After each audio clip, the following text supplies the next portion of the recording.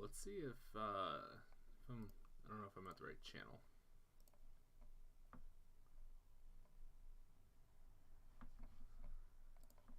I might be in the wrong channel. Oh, yep, there we go. Awesome. Sweet. Now let's make sure we're on the right mic.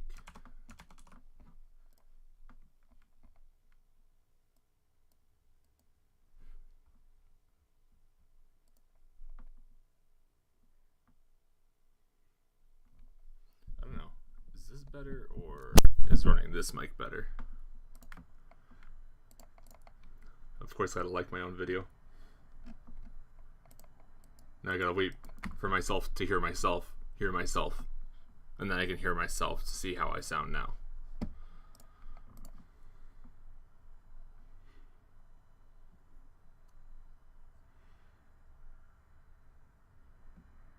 I feel like I have to.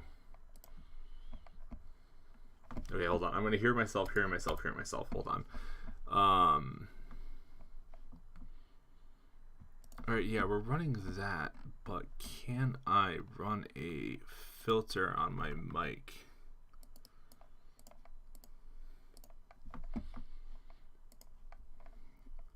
Let's see here.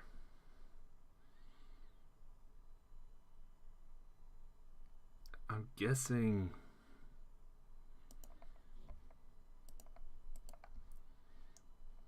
I don't know if this. What does this sound like now?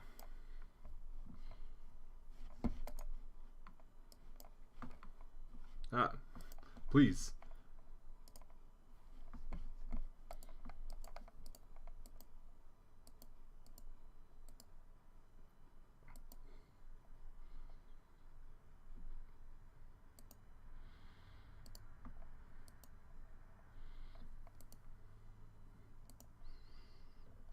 I don't know if I like that. Alright, this is on. This is off. This is on. This is off. We're just fucking around for a second because I want to get this working. Because there's something with the audio. I mean, granted, my window is open behind me, but. Wait, how to get 2 likes? Who dares like my video? I'm just kidding. There's no sound difference. There's literally no sound difference. You know what? That's fine. We'll deal with this for now. Let's see here. No, I'm not gonna do 360. We'll just leave it. Yeah, we'll just leave it like that for now. All right. So let's pop out chat here just so I can. This is when I need a 3rd monitor. 2 monitors is not enough. So we are working on a fleshy roguelike. I like saying the word fleshy. This is kind of shit. So let's see here how this debug's looking, because I'm sure it's broken beyond broken. No, let's just run in 2D. And then, well, yeah, this is beyond busted. So basically the concept here is I want to make a roguelike where you're just kind of, I mean, we'll see what happens. Honestly, I have 0 idea what's going to happen, but basically you create cells. The cells do cell stuff and multiplying things, and I know I can work on mechanics, but I want things to look fleshy, if that makes sense. And yeah, that's gonna be the first thing. So this is just some sample circle stuff, and this clearly isn't working. So I found a video. Let's see if I can just go into history and let's look up circle intersecting. I am no mathematician, but yeah, this is A levels math. I'm assuming that is, well, early high school, but basically writes out an equation. Yeah, he writes out an equation that gives us 2 points. And basically, I mean, it makes sense. So basically, you're calculating the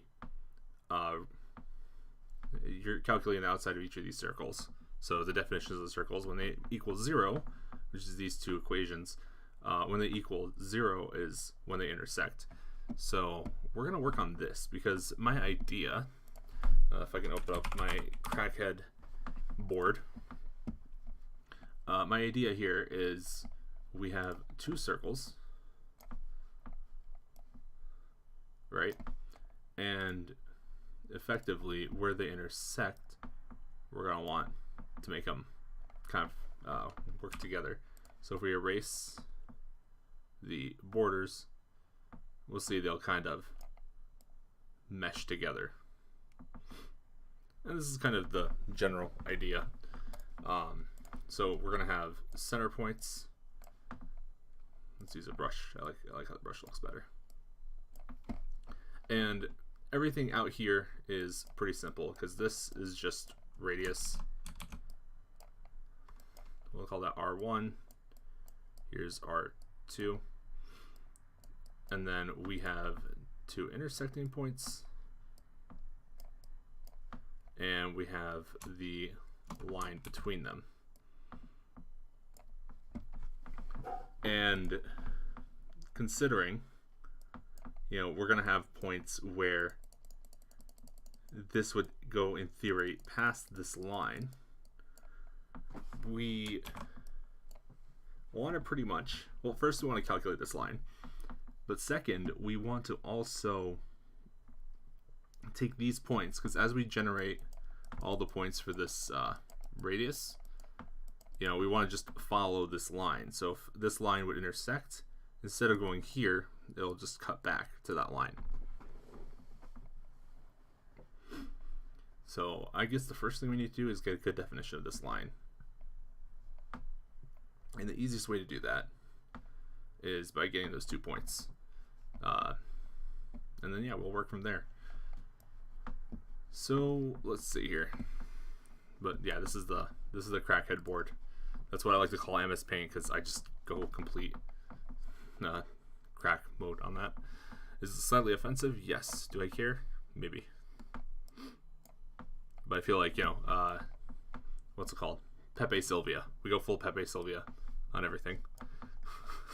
We'll start connecting a lot of these things together, but for now, this fleshy circle is a basic concept, because once we add like a third circle, actually I kind of want to see what this would look like in theory.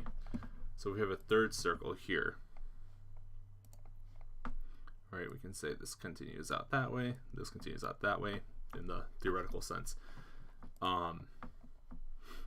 This will be a whole nother problem. But in theory, we'll have a line that goes like that. And we'll have, I was hoping that wouldn't change that color, but that's fine. It's just a color. So we'd have like 2 more lines that go like this. So we'll have to figure out a edge case for this here, because these points are fine, right? This will automatically resolve itself like that. And this will resolve itself like this. So that's pretty simple. Right, so we can imagine these cells are pressed up against each other. But this area is going to be very interesting because, well, I guess it wouldn't be, because this cell only are, we'll get to that point.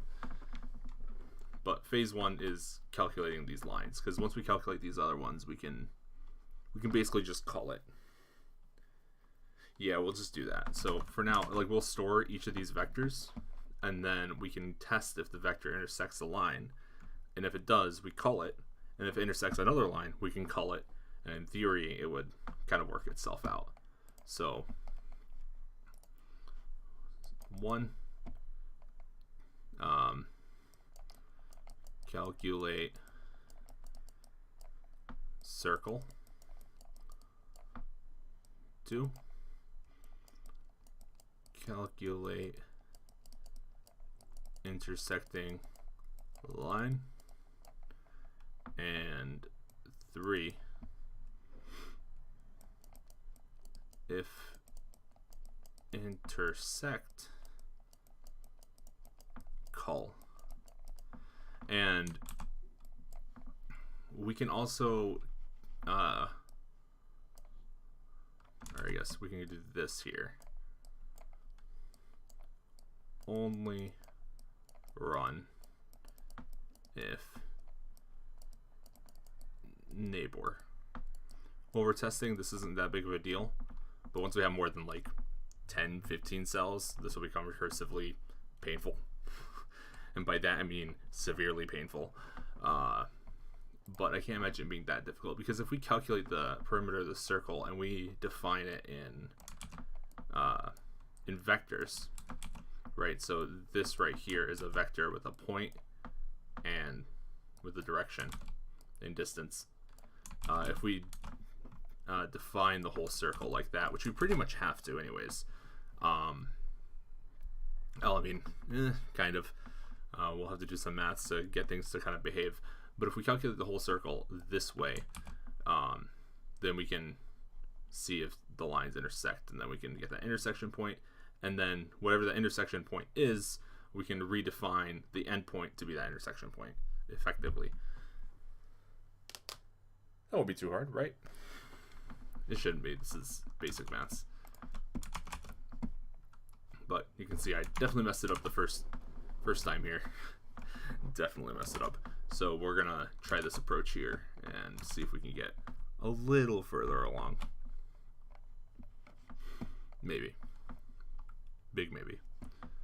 So let us get started, because I am not procrastinating on doing this at all, because getting into scripting takes a minute, but then once we're in it, it's fine.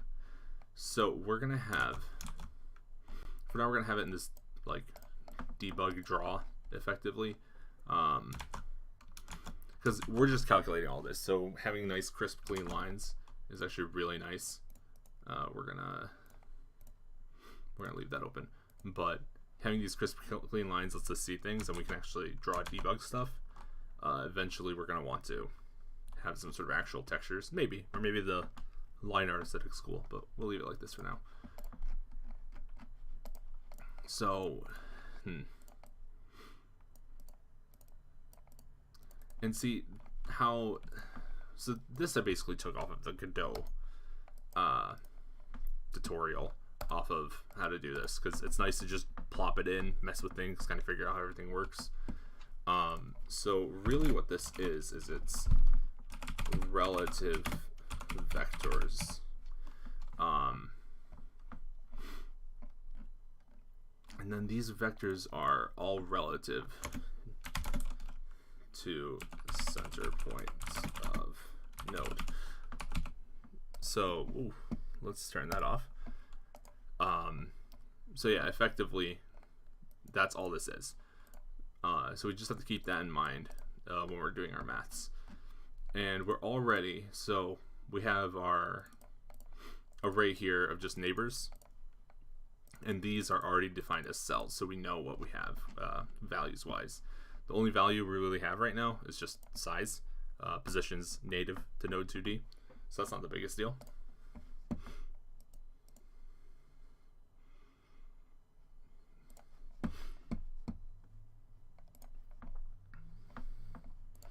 And yeah, it's not the biggest deal, so we're not too worried about that, because this is just basic stuff. Once we start messing with these values, we'll see if there's any bugs. So we're going to leave everything here. We can separate this out into a separate function, so it's not in the main cell script, but for now this is fine. So first thing we're going to do is we're going to create a function, and we're going to call this calculate line intersect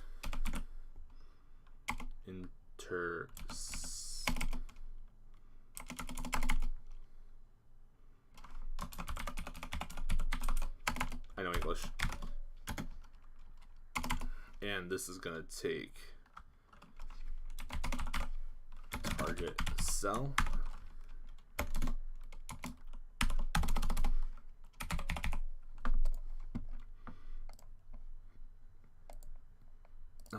and this is going to... This is fine for now. I mean, this technically will... it's not really going to output a vector. Because if we look at this, this is technically... These are technically... It's a line, right? So...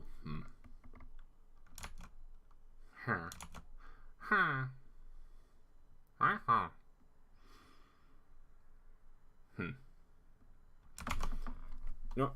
We will save the output for now, because what we can do is we can just immediately draw the results, so we don't have to really worry about what we're outputting just yet. And we'll basically have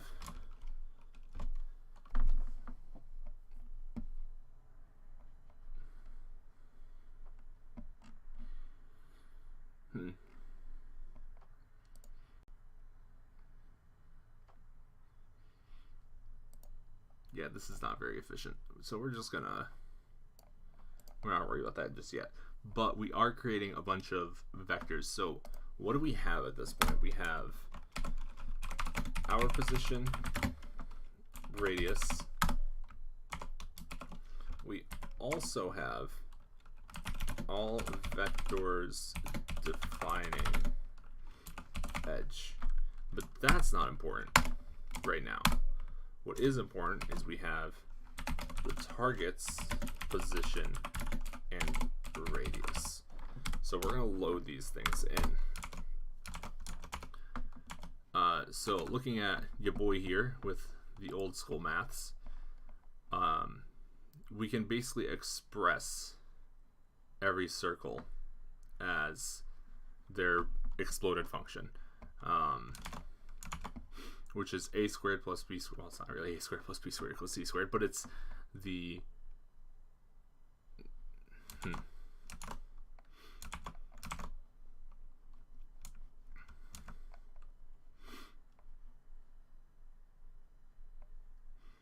right. So this is how we get two different positions. It's because of the square root, we have plus and minus. So whatever the result is going to be plus and minus x, right? I know what I'm doing, right? I know math. Totally know math. And the thing is like, this is traditional math here. But basically, yeah, we're going to want to calculate the zeros. So we're going to want to get both zeros. That's our end goal here. So we're going to have a vector 2. I'm still getting used to writing Godot. Vector 2. So var pos is a vector 2 equals position. Var radius equals size.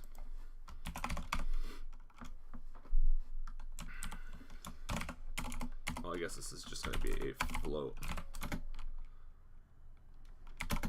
that equals size. And then we're going to clarify this here. And we're going to call this position 1, radius 1.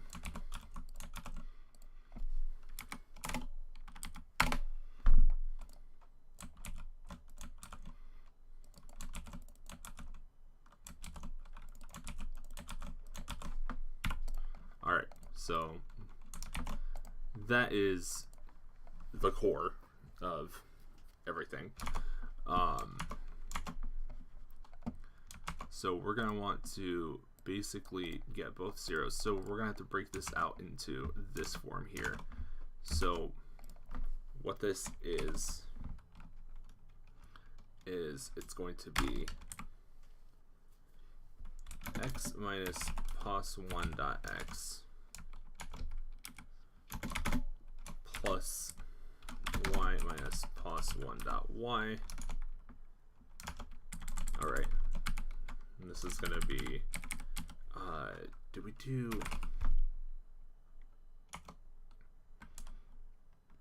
oh yeah, we can just pow it. Well, do we just have a square function?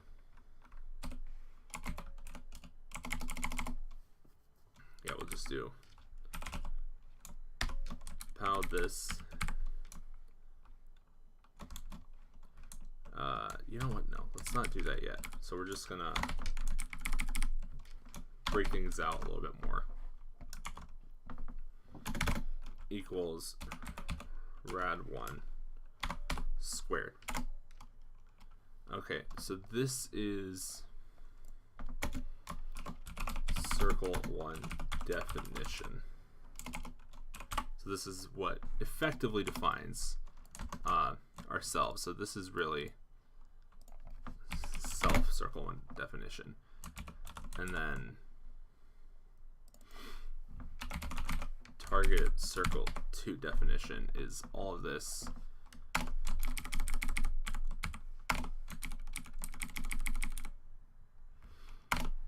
but the second one.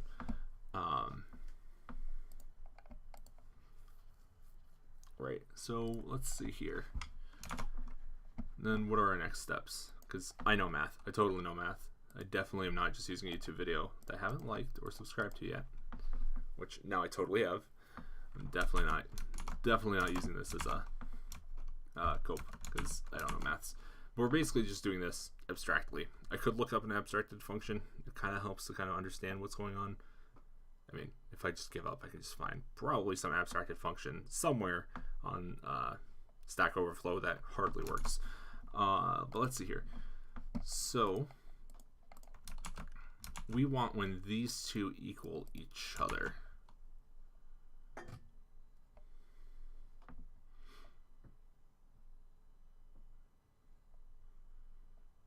But when do you get to all of this?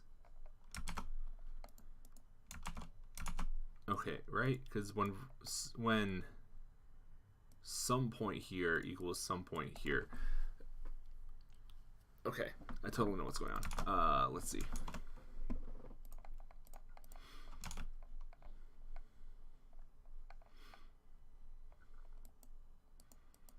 So where do we get to this point?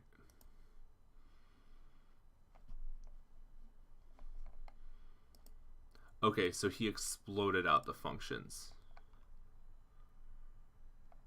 Right? Yeah, so he basically just took this and exploded it. And then he made it equal to 0. Okay, so let's explode these then.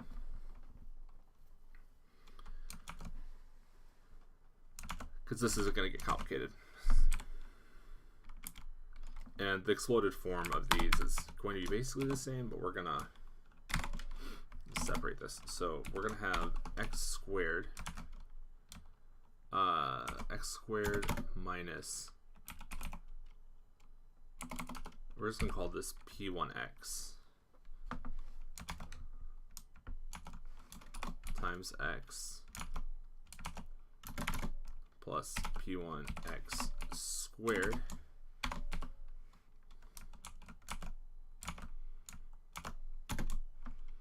plus y squared minus p1 y times y plus p1 y squared equals rad1 squared.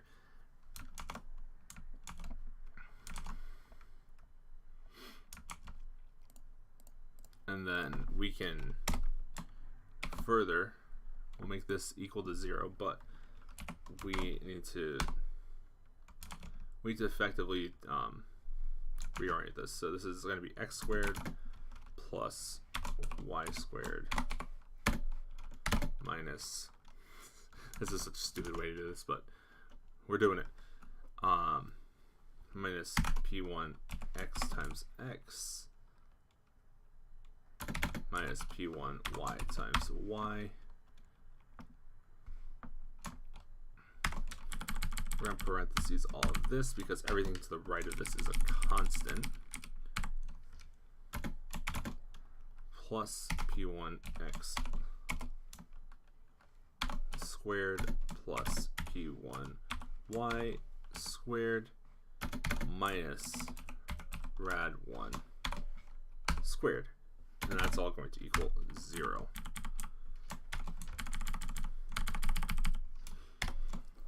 Because all of this ends up being a constant here.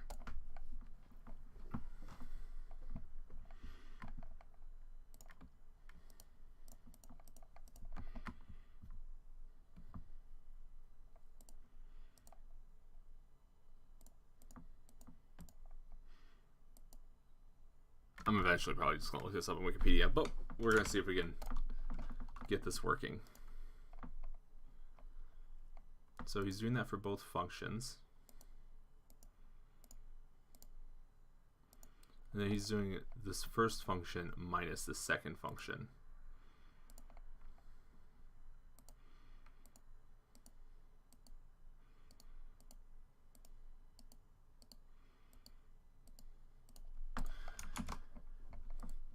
You know what? We're going to do the classic. We're just going to look this up.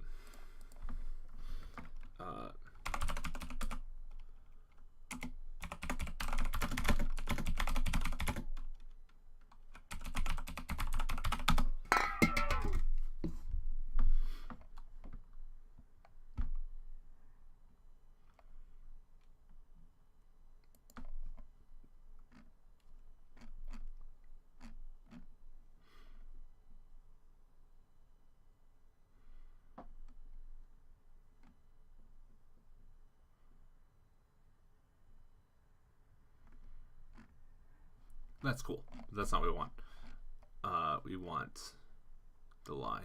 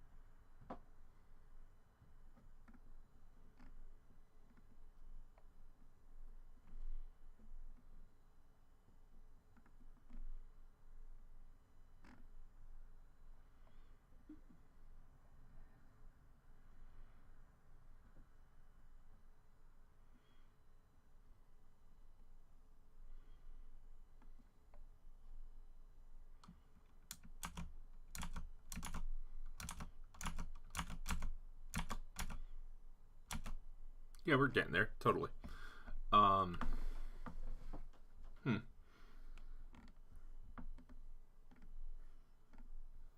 everybody has like slightly different answers.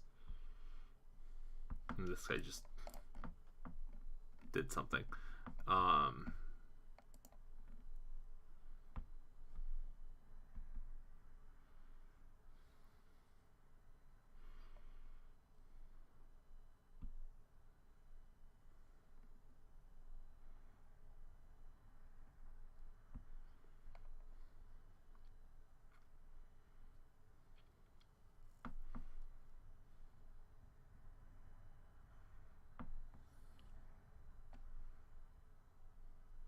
Oh, this is actually a really interesting way to solve this. So that's actually pretty good to know.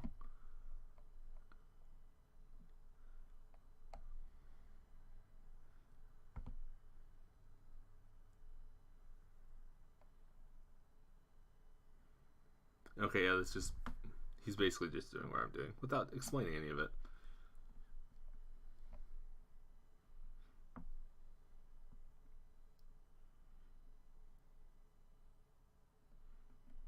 The hell is D? Where'd you get D?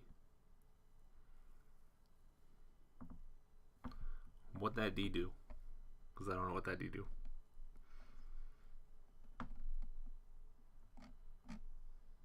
So basically, we're getting back to this. Let's see here.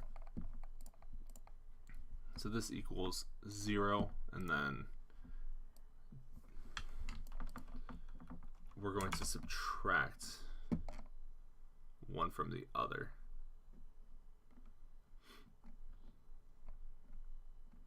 I'm just wondering about this.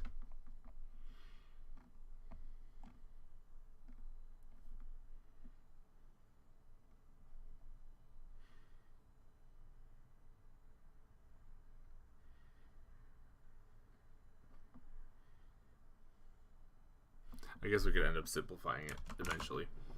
But let's I guess I could just make this like A and B. ASCII math. What could go wrong? Alright, so let's do that, except that's all fine. All the ones will become twos. Alright, so both of these things, or equations, are equal to 0. So now we're gonna subtract one from the other.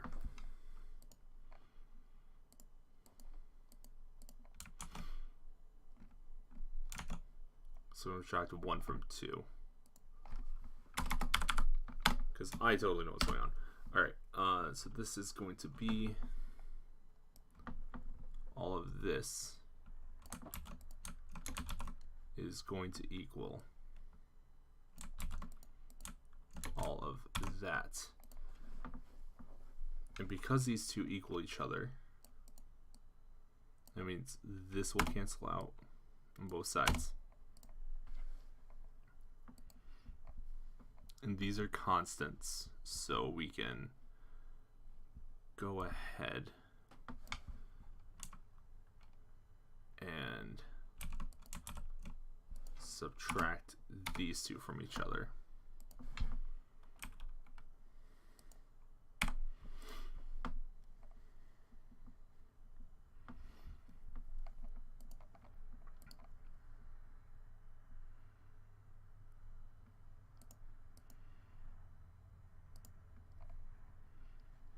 Alright, so we're subtracting those two.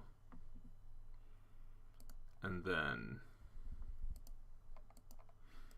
I definitely know what's going on. Let's see here.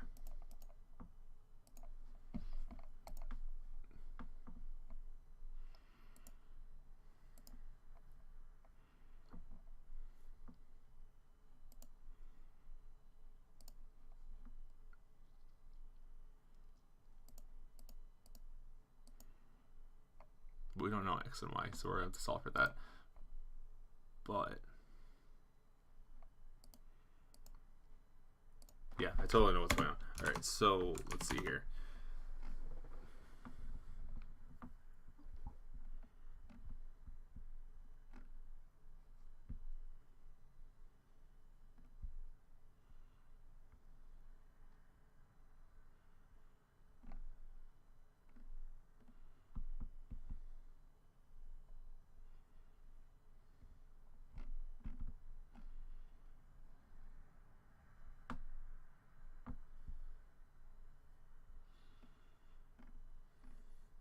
I mean, I guess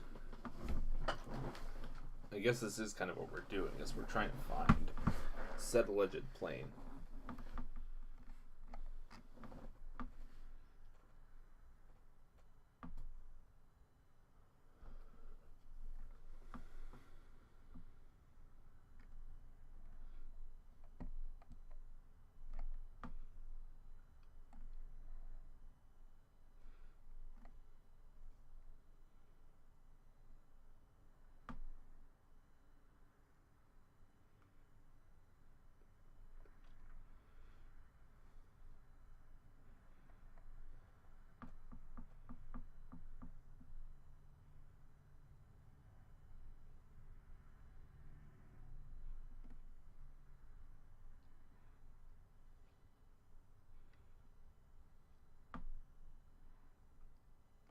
Well, this is on the center point.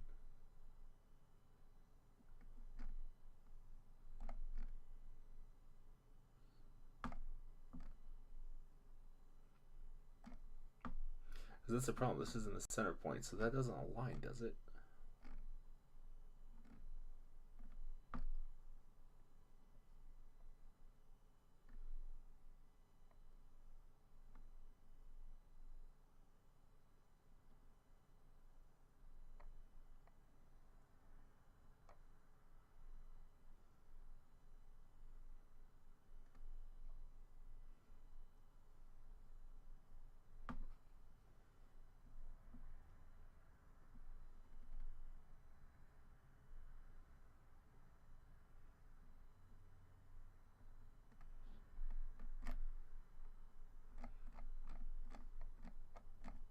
Interesting.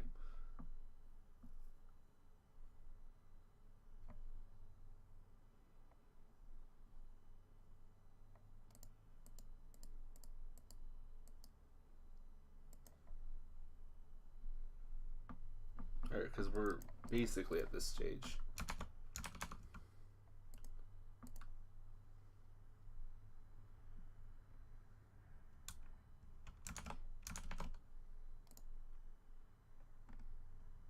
I have not done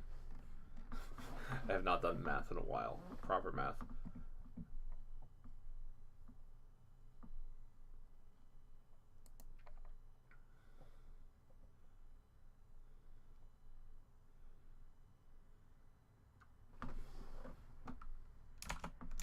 Did I forget an X? Well, no, because we do have the X's here. So, okay, that kind of makes sense. So we want to basically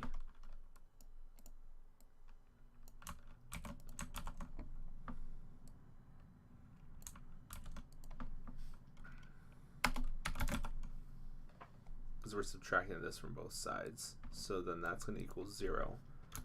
And then we're going to subtract this whole line from both sides.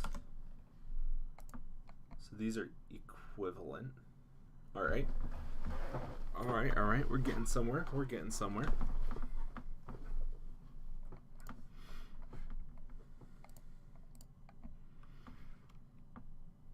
And then we want to rearrange our denominations. So this side is going to equal the same. We're not going to touch it for now. Because again, this is all just constants. They're known. This is the juicy part we want. So let's see here. Well, first off, these negatives will subtract, right?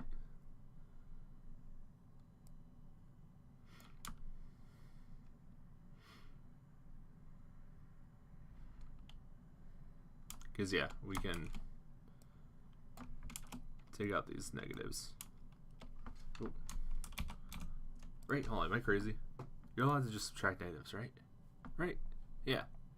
Because this isn't in parentheses technically. It doesn't have to be. So that's like, yeah, we can act like we added both to that side.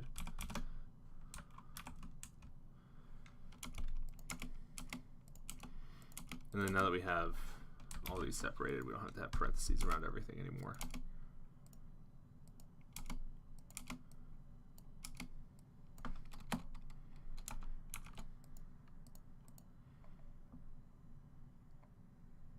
Why are these negative?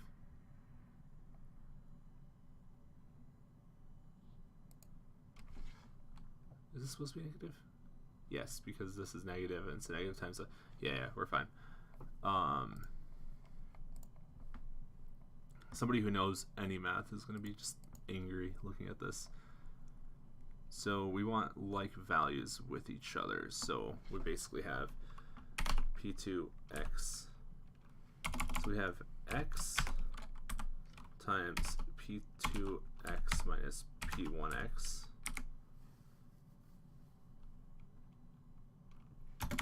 plus y.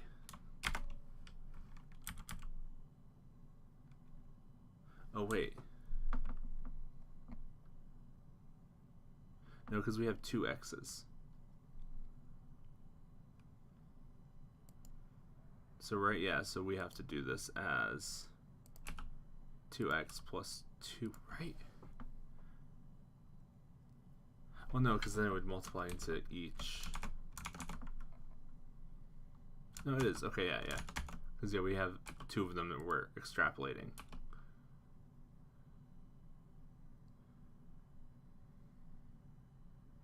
So if we divide it by x, then it would...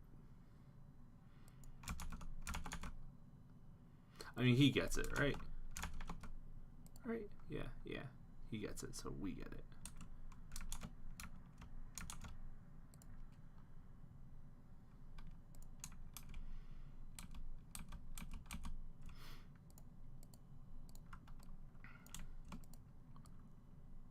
Let's just quickly do that minus that.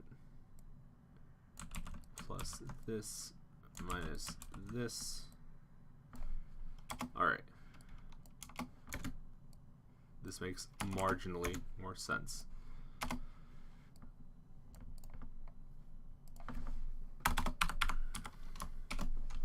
I think. I don't know. I actually have zero idea. So we're going to want to pull x out of this, right?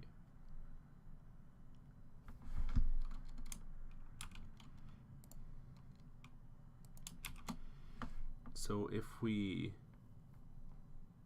Yeah, how do you get 2x and 2y?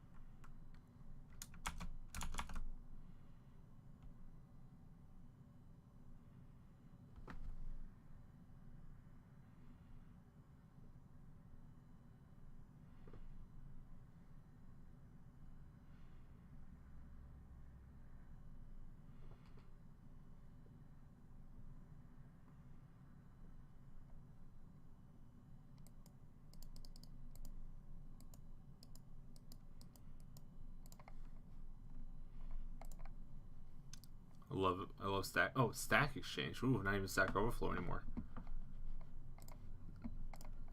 Let's see. I mean, we do have two x's, right? Because this is some constant times x minus some other constant times x.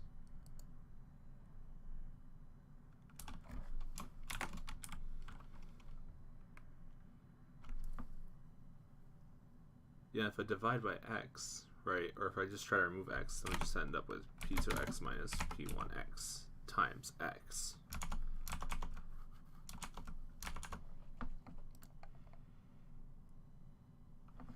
And we get the same thing here. Plus y p2y minus p1y. That equals this whole monstrosity here, which is fine.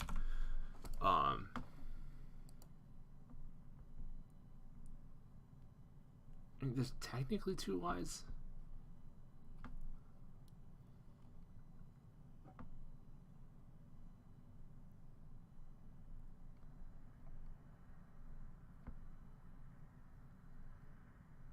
Wait.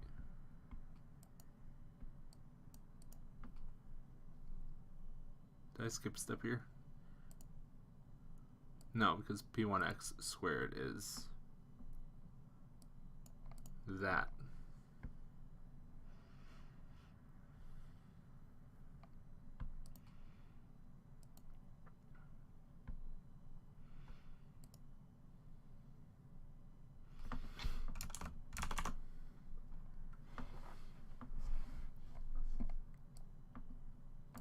Now we got to get to the substituting part.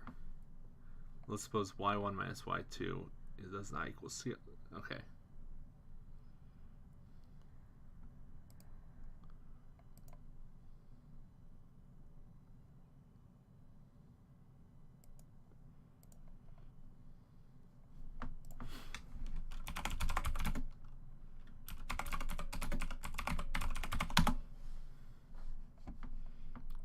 I know what I'm doing, I promise. It's been so long since I've done any of this. We multivariable.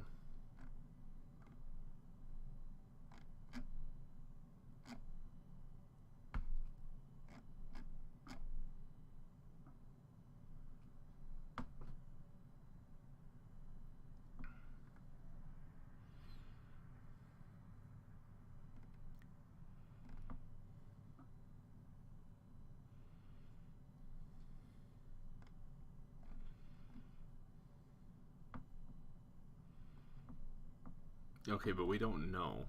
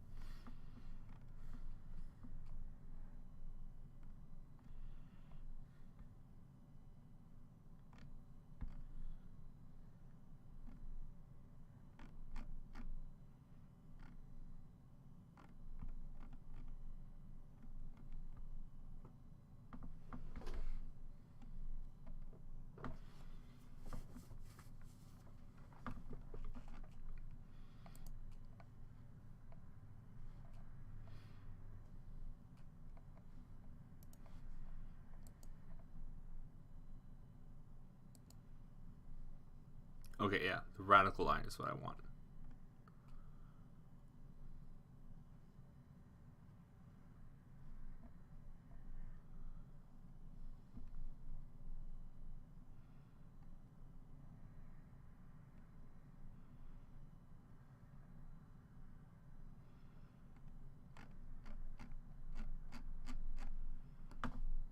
What?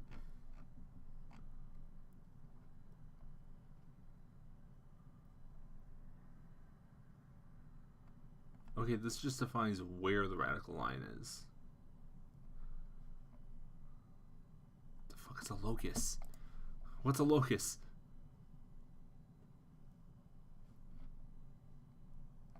Okay, so that's the edge of the circle.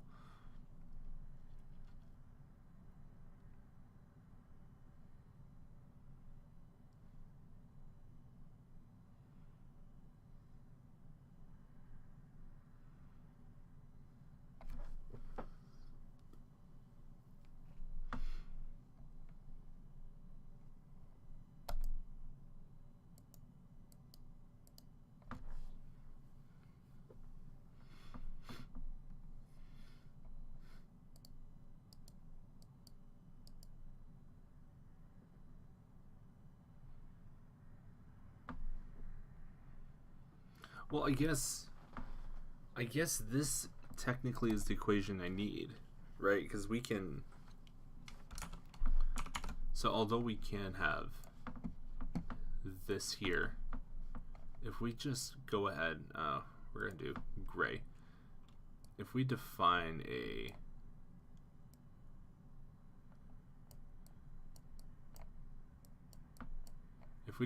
the perpendicular, or like this entire plane that like intersects here, we'll still get the same effect,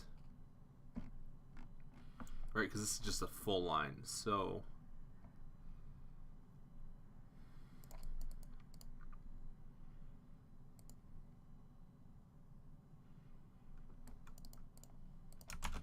because if we get the center of the radical line, then we can just get the perpendicular from it.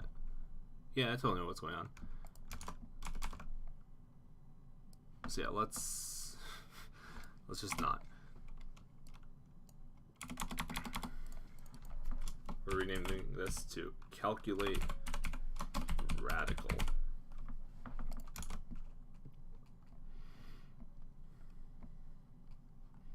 I have no idea what this graphics is, but this one makes sense. Definitely makes sense.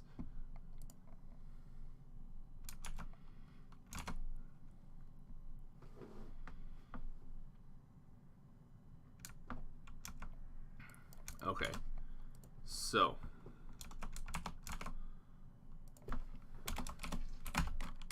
we'll just define this as C1, C2.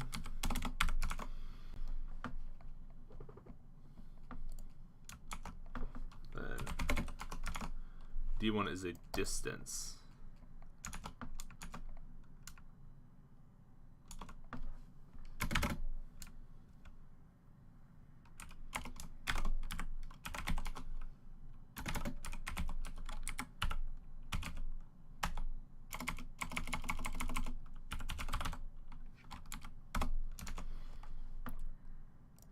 Plus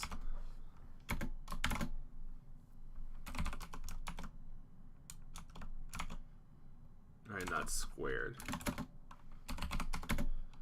minus rad 2 times rad 2. And actually, we're just going to want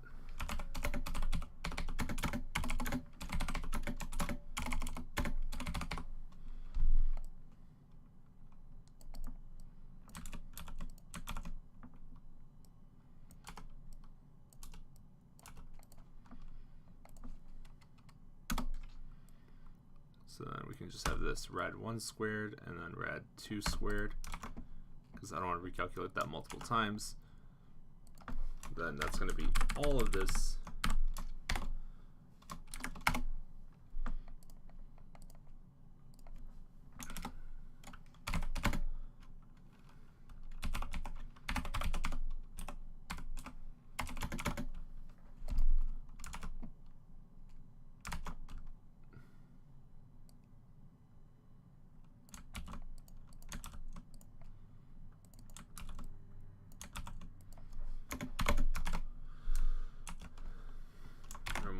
divide this by 2 times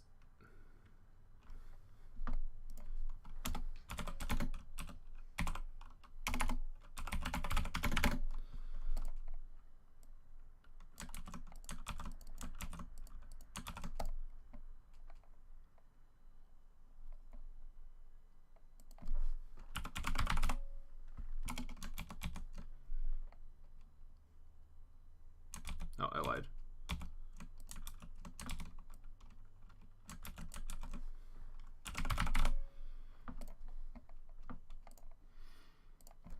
And then we're gonna go ahead and divide this by 2 times the distance.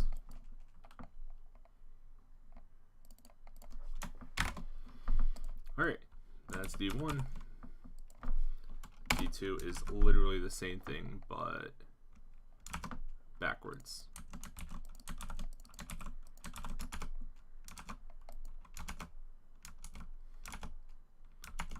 Then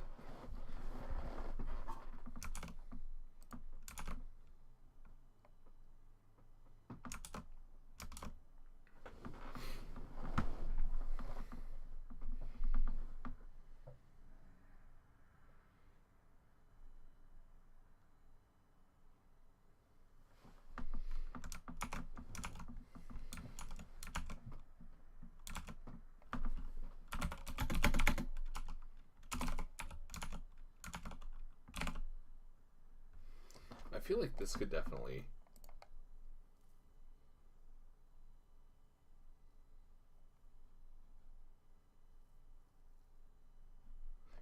this could be made faster. We're just going to do a to-do efficient. All right, so that is technically this. So this is distance along line from D1 to D2.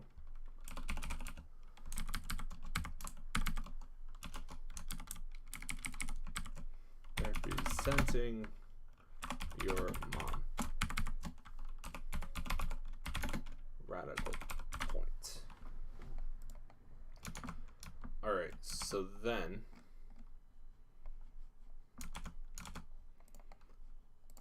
this is the distance along the line from D1 to D2. So to get that line, wait, what is D?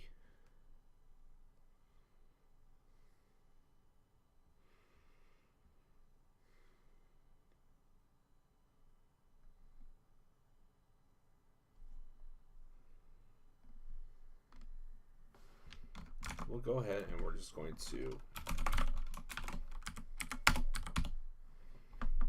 put D, and then we'll also do, we'll run this.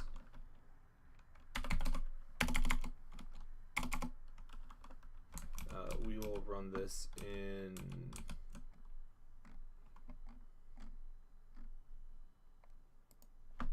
this here.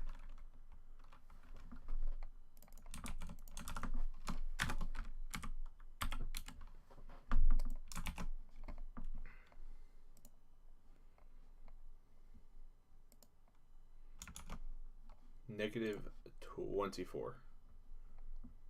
Just to make sure this is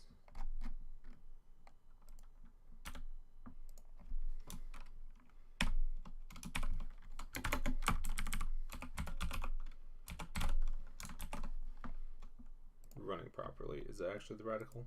Yes, it is. Why is the radical -24? Is it +24 anywhere? It is.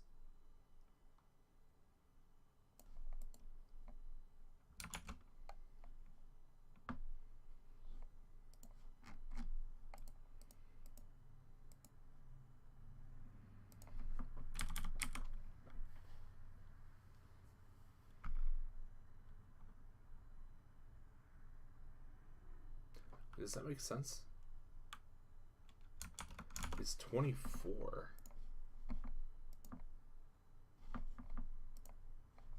You're at -19. You are at 47.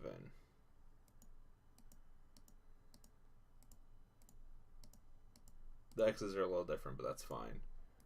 So yes, 24 makes sense. And I think negative 24 makes sense. Because this isn't normalized, so we will.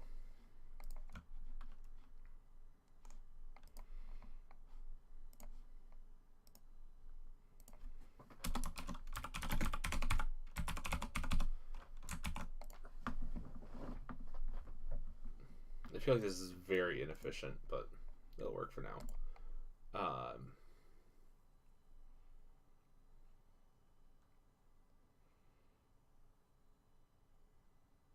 It's it's interesting that we're getting the same unit, just in positive or negative, which is very odd.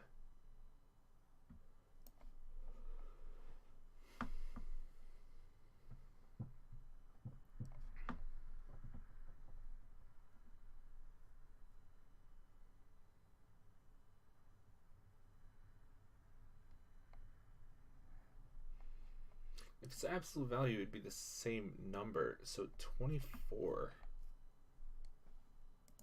is...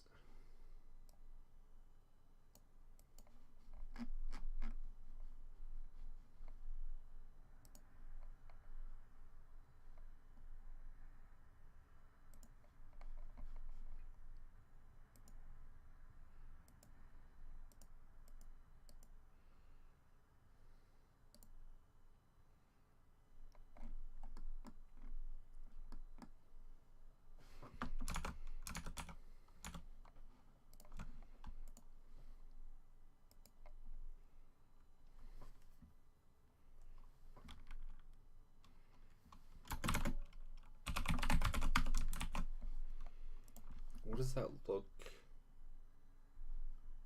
rationalized?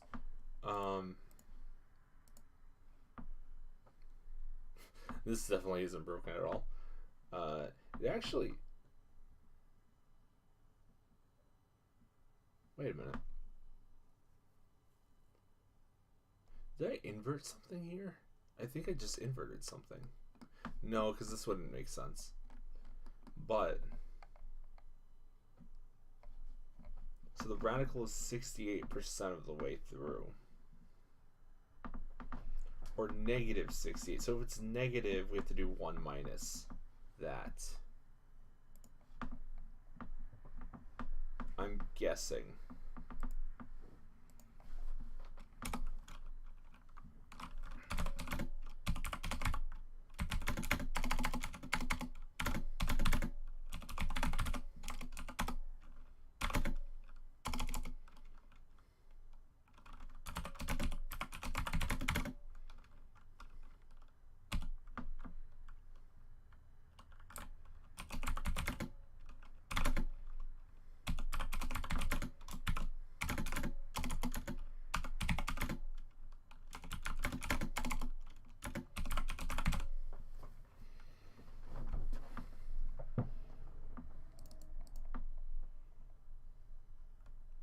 No, you're right. There.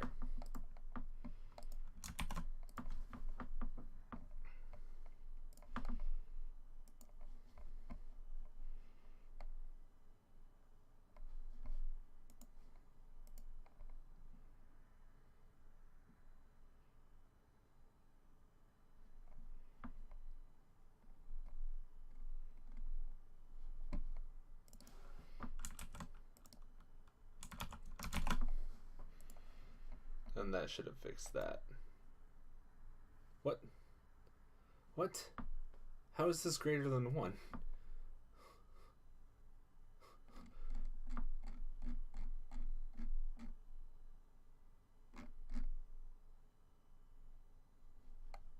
Oh.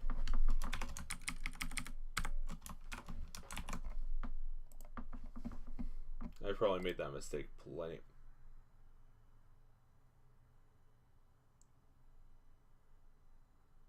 What?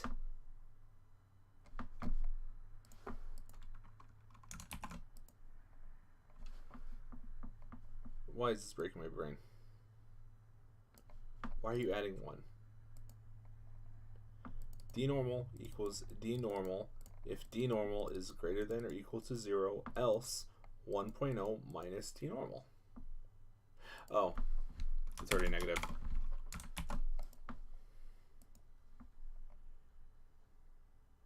There we go. That makes more sense. Okay.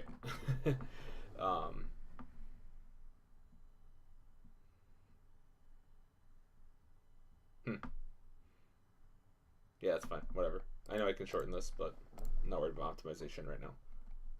Eventually, we'll optimize this. Okay, so we get... I feel like this would be way easier with just ratios, but I trust the maths. I do not trust myself. So we have the radical being calculated. And then, do we have...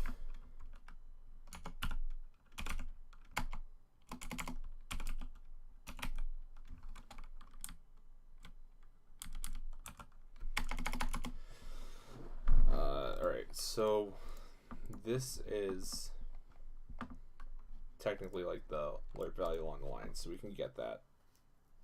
That's no biggie. Next,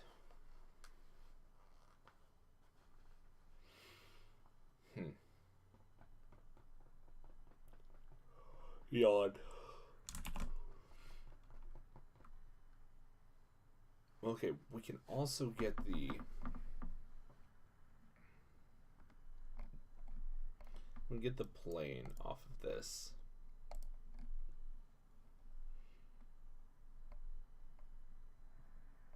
I can definitely consolidate this. Yeah, you're right. But I'm thinking I can go ahead and get the plane that inverts this. So let us... Alright, Wolfram Math World. Where's the word plane? Plane geometry.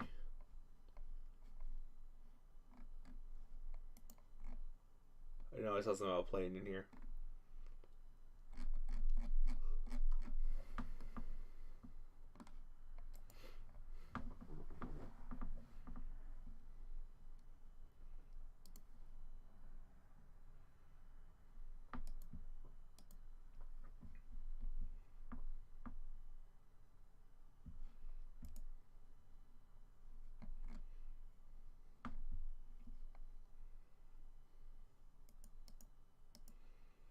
I guess it's technically a line.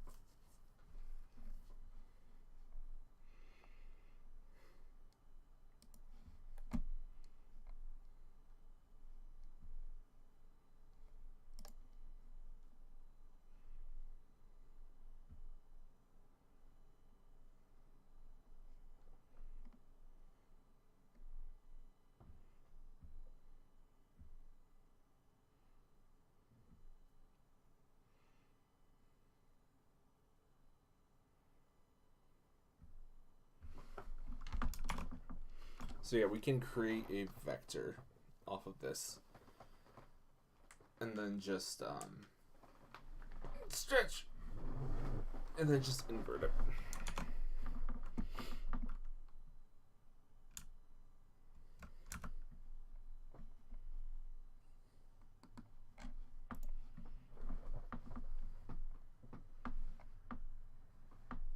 What's the near pencil incidence? Alright, fair enough. I guess I can search.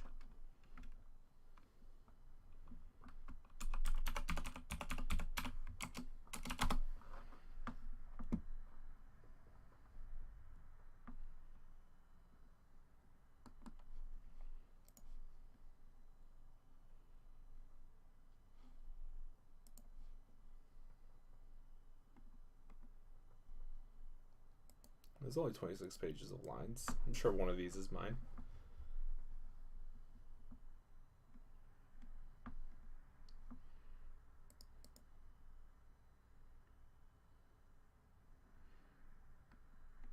Somewhere, I promise.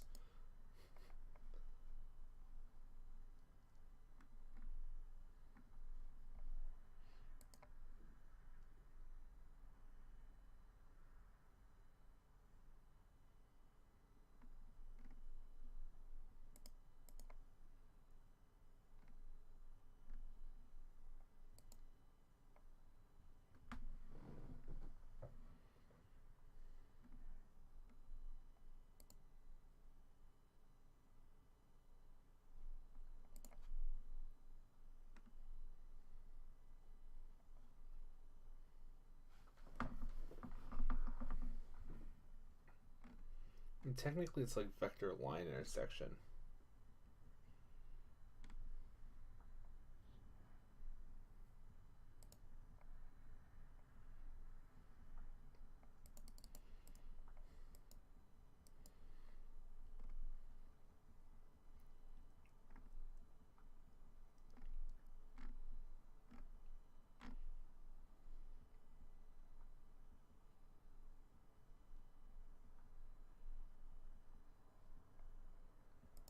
Because I want two-dimensional line plane, right? Does that make sense? Line plane? I guess not, right? Because we have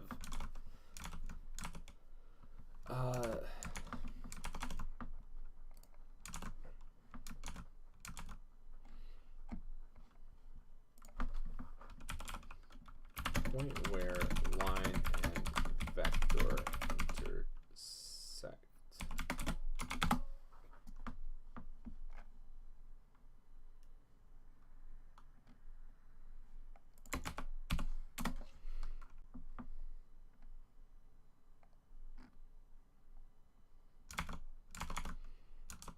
This isn't a vector though, it's a line. So we get the center point of this line, right?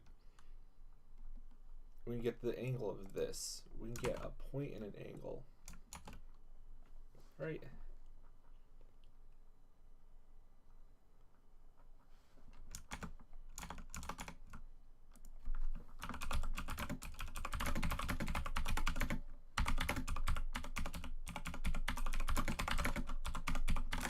Honestly, I'm just Googling to Google at this point.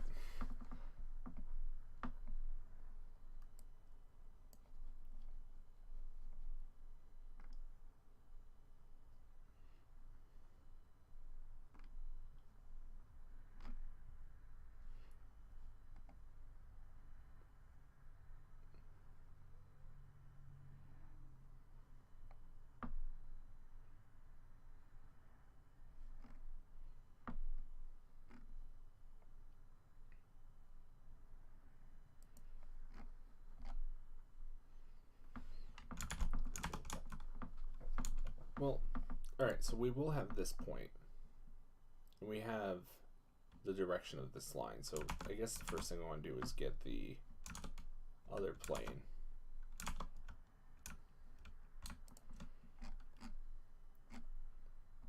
Then do we have a...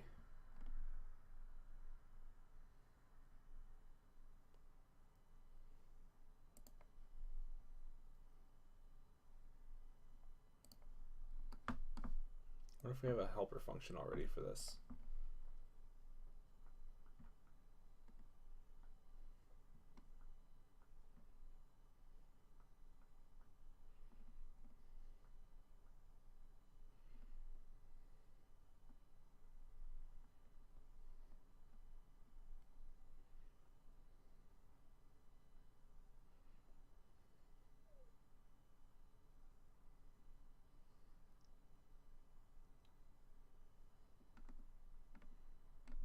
Yeah, I don't think we have anything.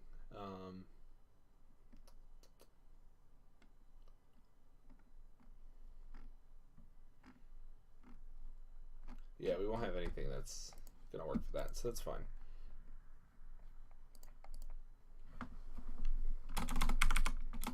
So we will go ahead and do other things. All right, so we have our radical position along C1 to C2 line. So that's fine. So we have the radical position. Next, we're going to want to print the vector that points us to it. So that's going to be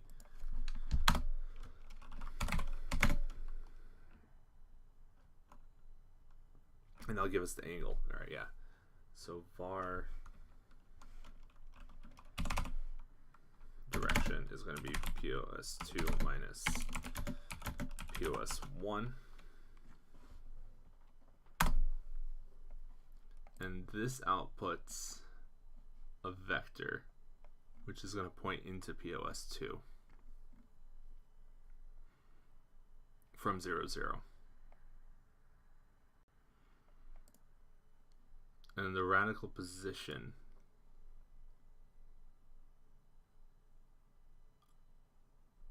is going to be multiplied. You know, we can draw that. We can draw that and see if that's true. So we can go ahead and do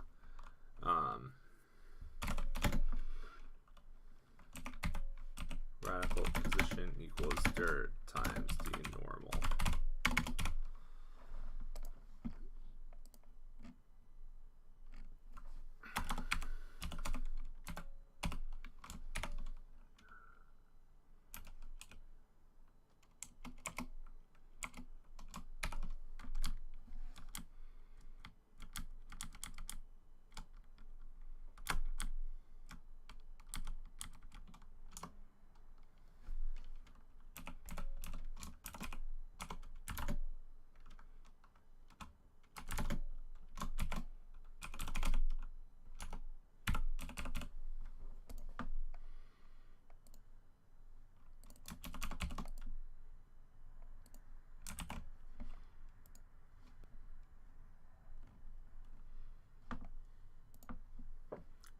I guess that counts. Let's take away this adjustment. Oh.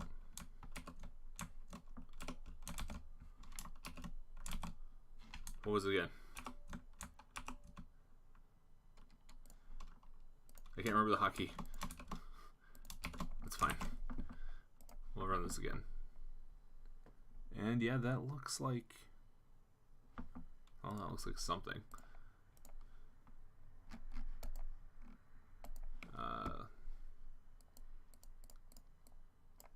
No, I didn't want to do that.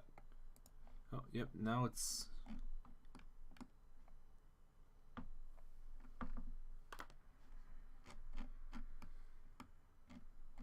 doesn't look quite right.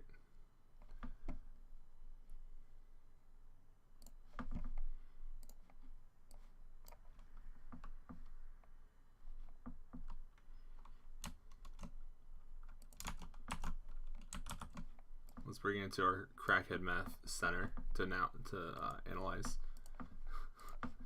So we have a line, Squidward, line. Thank you. We have a line that's going from there to there, so it is along that, but it is not along the right point at all.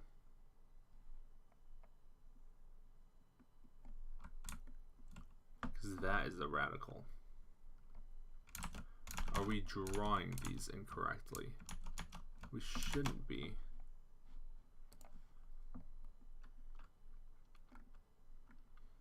Because these take the radius.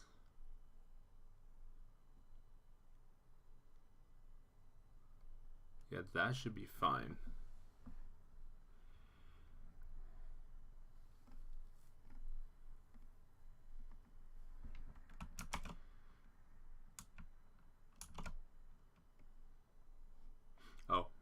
Let us do that. That worked well.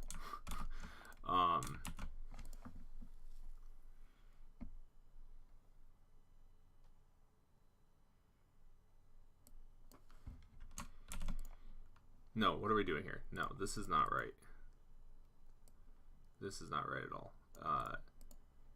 this is the direction vector. Our position is, so pos1 dot lerp pos2 d normal.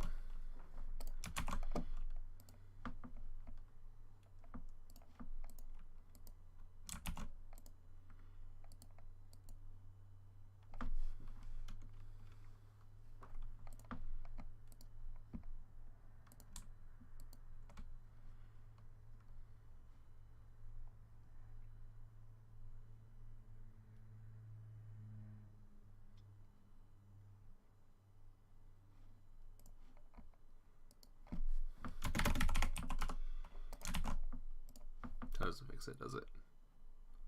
That does something.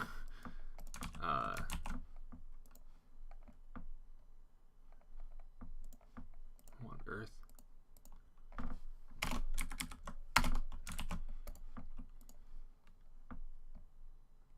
Why is this so off?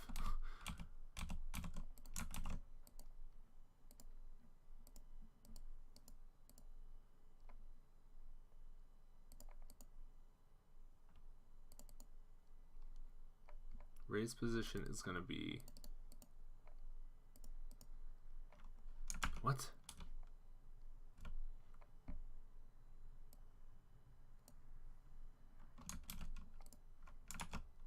I'm so confused. Why isn't this, why are these just seemingly arbitrary points?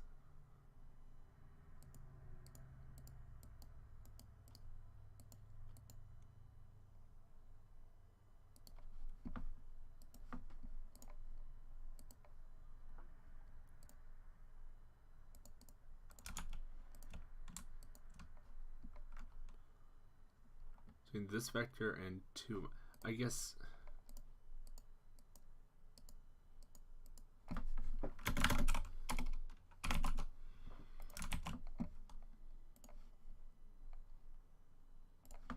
We're going to want to subtract our own position.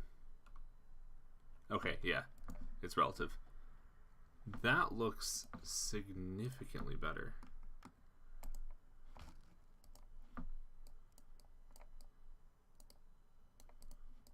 We gotta force this to refresh. That's fine. Let's run it again. We'll just do an old screen grab. And we'll take this to our crack analyzer.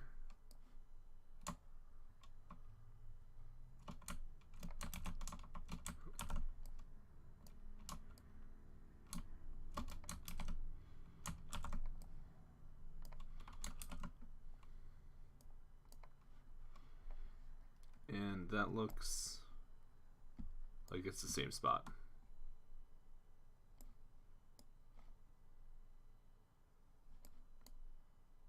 Why? Like, actually, why?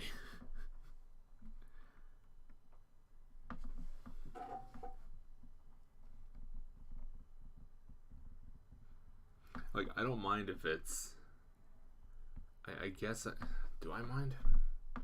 Yeah, because it won't look right.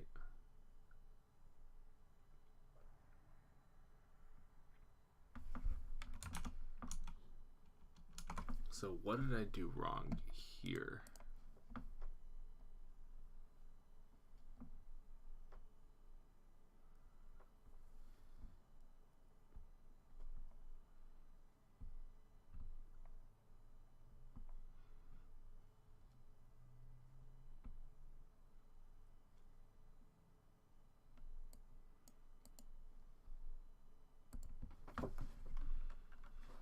No, because subtracting D2 from D1 instead of D1 to D2 will just, yeah, that's just wrong.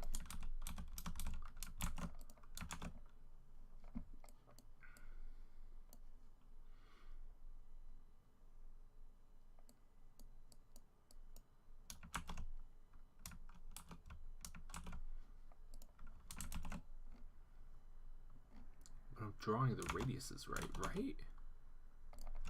I didn't accidentally scale any of these. Scales 1, 1. Scales 1, 1.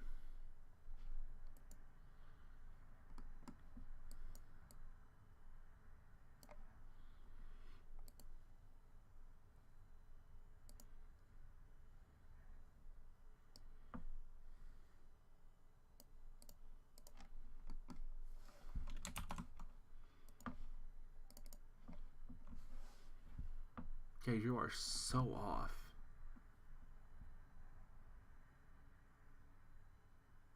Like beyond off.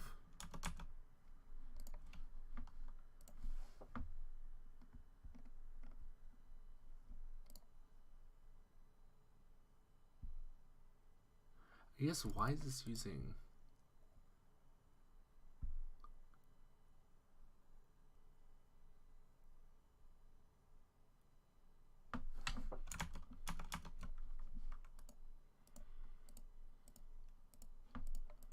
Where was that?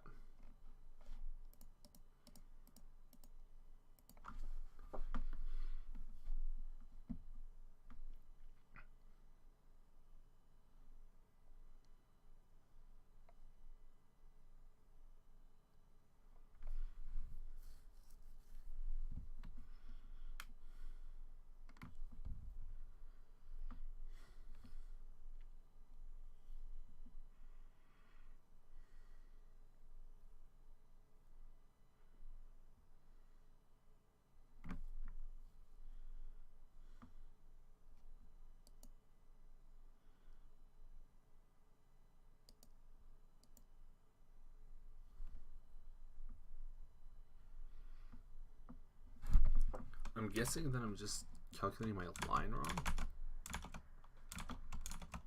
I mean, it clearly is within the line.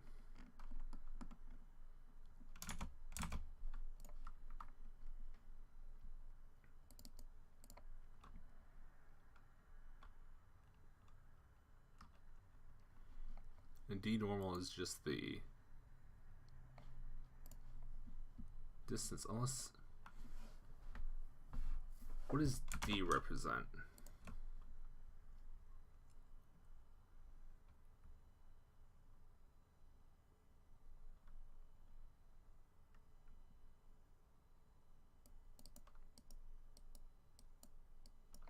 Oh. Oh no, I'm doing this wrong.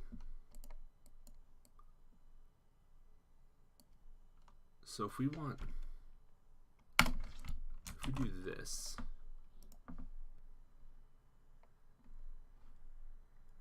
Okay, so this is telling me what that distance is from D1. Got it, that makes sense. That makes complete sense. So I don't even need to calculate D2.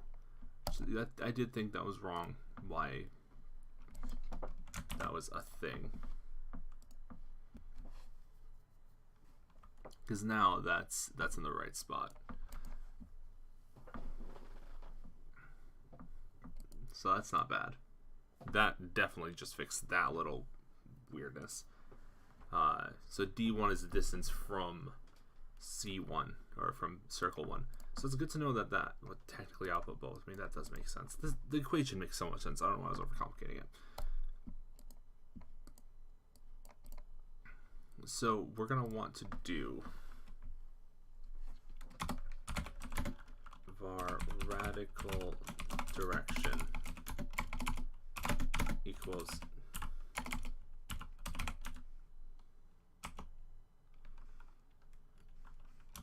we're just going to rotate it by pi.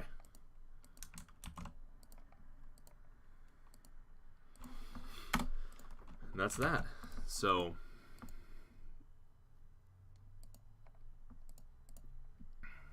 let's draw a line from rad position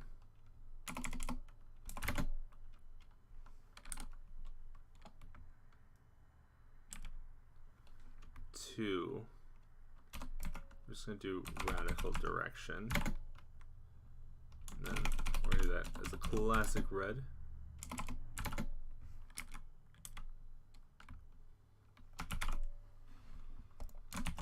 Let's just see how this turns out. Broken.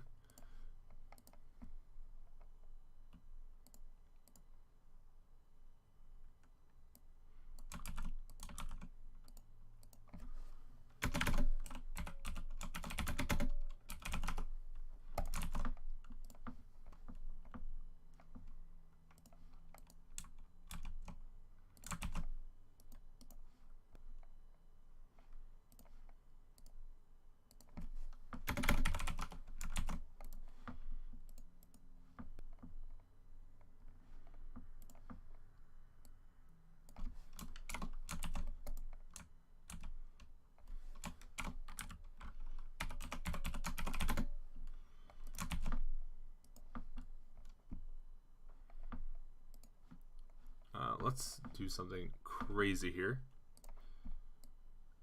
I'm gonna move this so it's not like so similar to being even. Okay. We're drawing a line. Why isn't it rotated? Is this rotating? Oh, right. This needs to be rotated by pi over 2. Because pi is just rotating 180 degrees.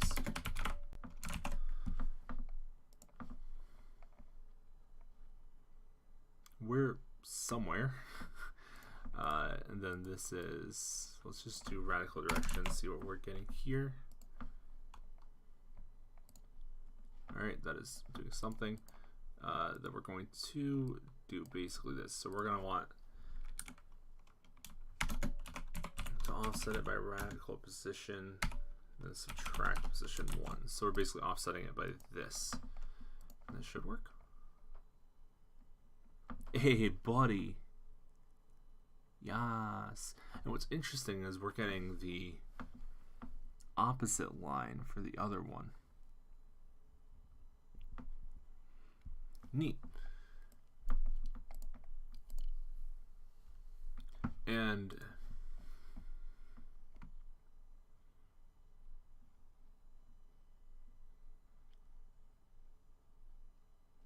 is this line always bigger than these 2 points? Let's say these cells are like close. This is probably the closest I'll let them get, if anything.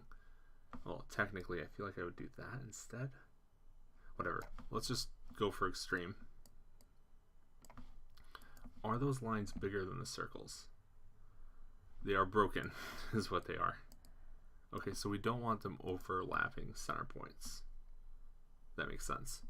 That does make sense, actually, because then things start breaking. And yeah, so let's get super close to that center point, though.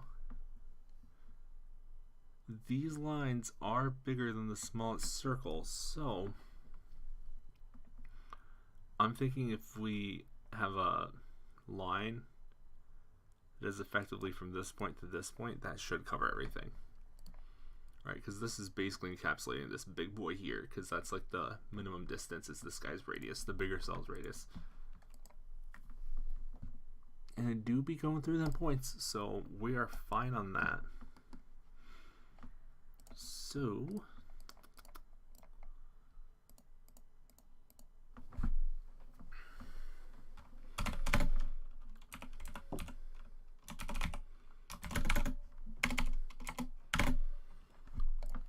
radical position A is gonna equal this bad boy.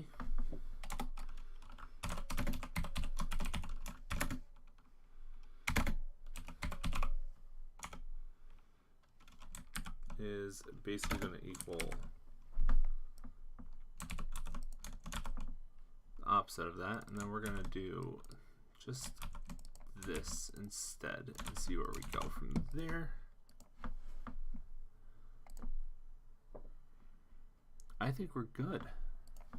And then we'll also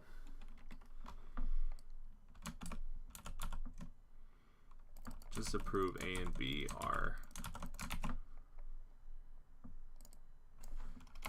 where I want them to be. This should draw with like a line with 2 handlebars on the end. Yep. Perfect. So yeah, this is the line we're drawing. So that's good. We have our line. Now what? We'll eventually do this all with neighbor pairs, so we're not calculating everything twice over and over and over again. But I'm thinking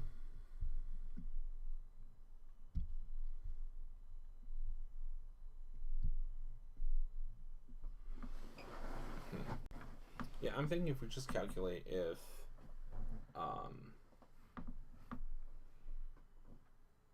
because if you think about it, this for these points here, we have a center, we have a line that goes through. So if they intersect, just give me the intersection point of it's basically 2 vectors. It's basically 2 vectors, yeah. Because we can imagine this as a vector with a point POS A and a direction of POSB, or POSB minus POSA, that's the vector line. We can imagine it like that. Then we get the intersection point of those two vectors, and then just equal the point to that. And then we will have fleshy circles, and then we can actually start with actually making the damn game. We'll get there. So cool. We are on the way to fleshiness.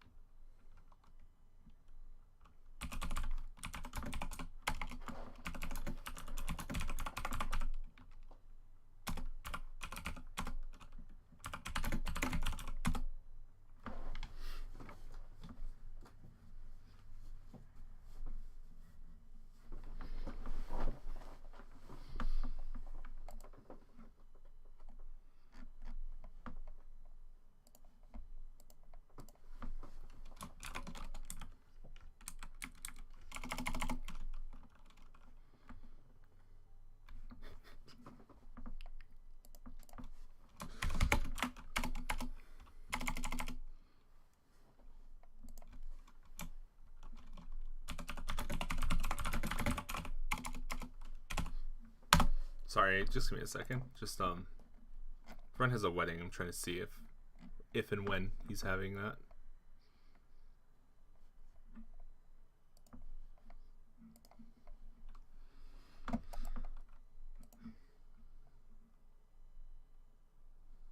It'll be fun having to go down to Texas. Yo, Texas adventure. All right, so let's figure out where we are again, because I definitely didn't forget.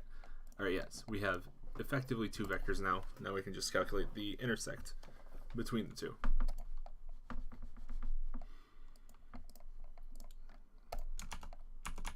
You know what we're gonna do? We're gonna Google it.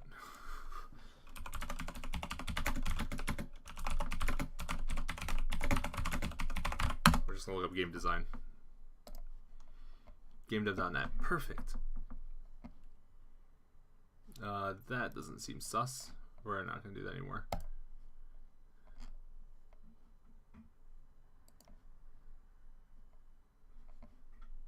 What? Sag.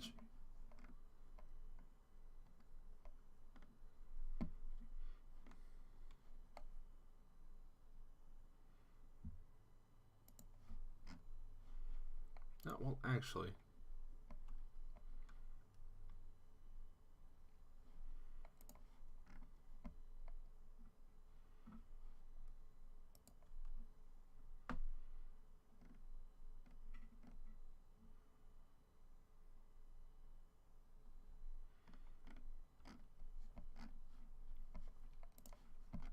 I guess this should be fairly simple.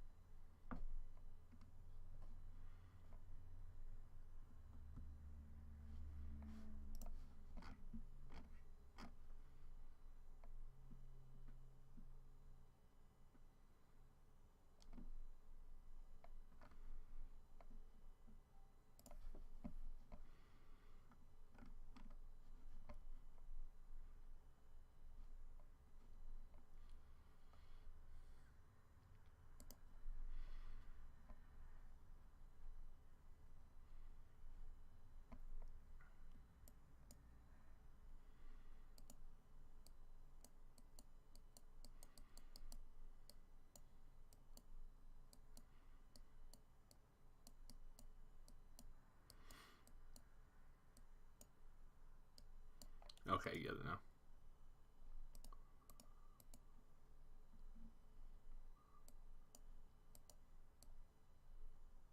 Oh, neat.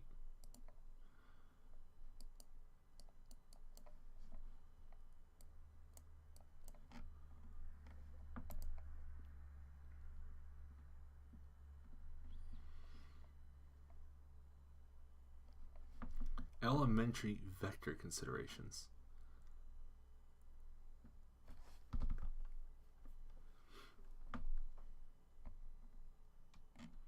I don't want alpha. I want orange. How do I get orange? Intersecting lines in all possible ways.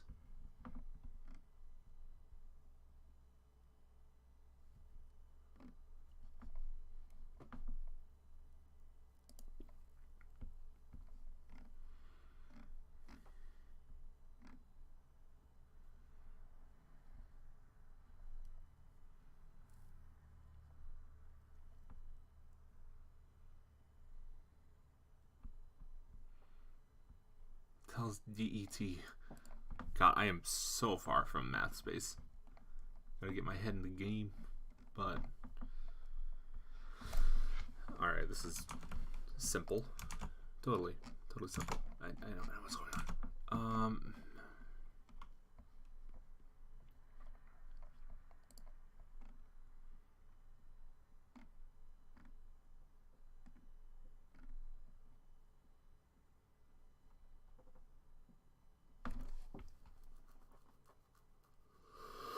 Okay, but what is Z?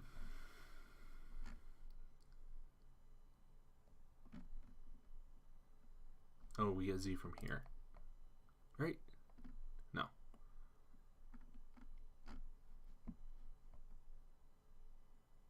Oh, no, this is in 3 dimensions. No, we're fine on that.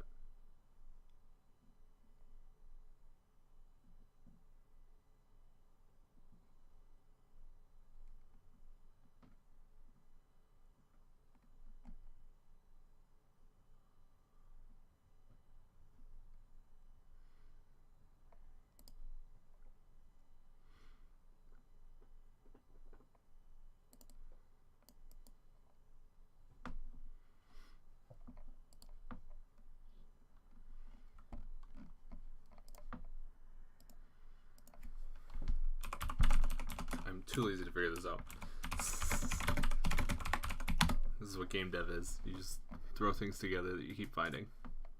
Intersections of 2 lines, formula, game math. Yeah.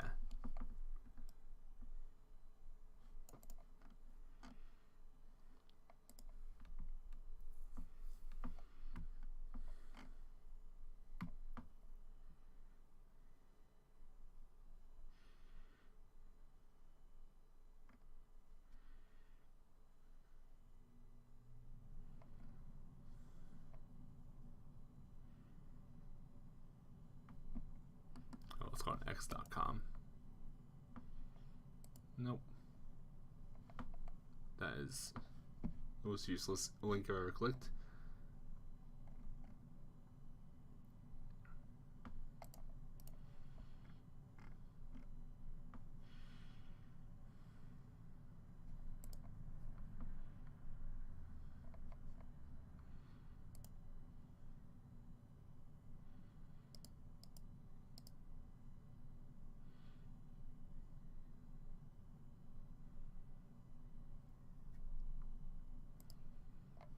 Alright, we don't need that. We can get 2 angles and 2 points, and then we can get their intersection.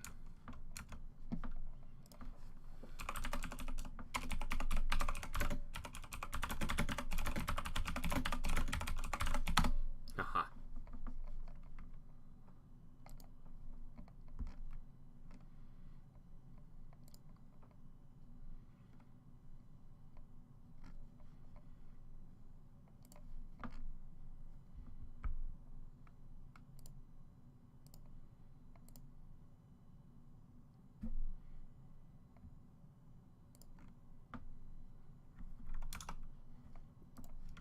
Right, because we have these 2 angles, we have this. So now we want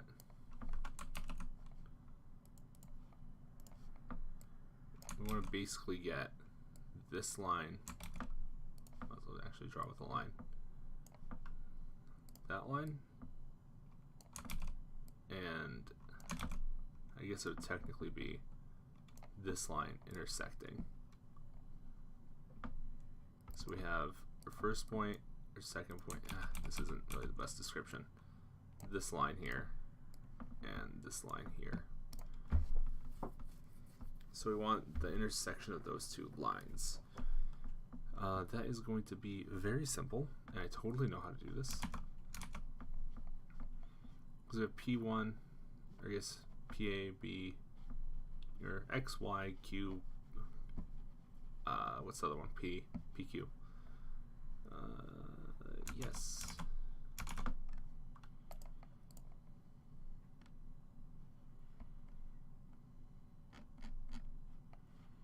God, these websites are so ass. When something pops up, I just leave.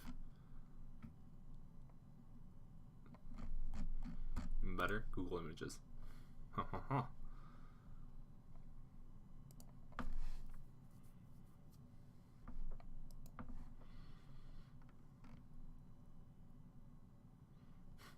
Instead of answering it, I'm going to insult you.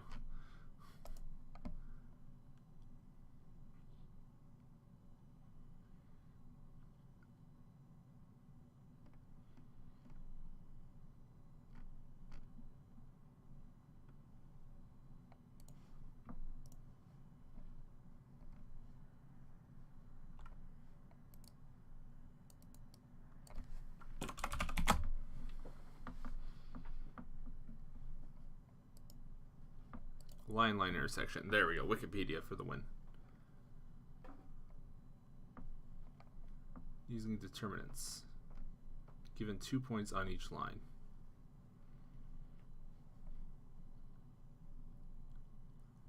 The intersection P of line 1 and line 2 can be calculated. Written as...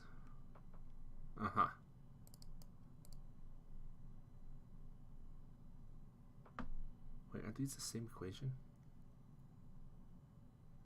No, this is just X and Y there.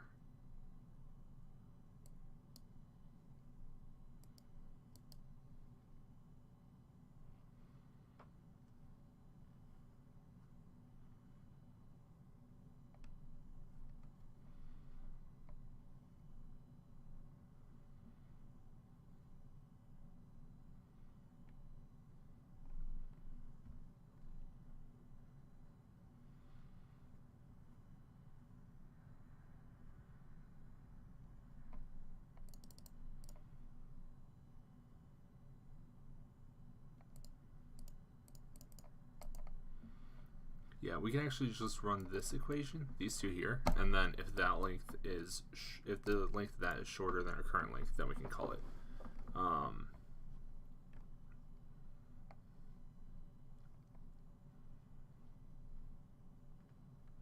Yeah, so we're going to do that instead. So we are going to do this equation. Wikipedia for the win. We'll pull that up on my spare window. And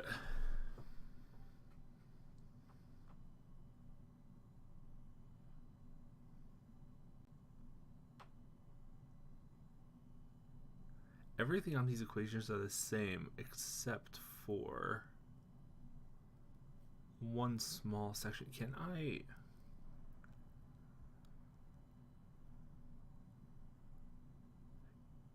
Yeah, and they're all divided by the same coefficient. So I can actually consolidate this into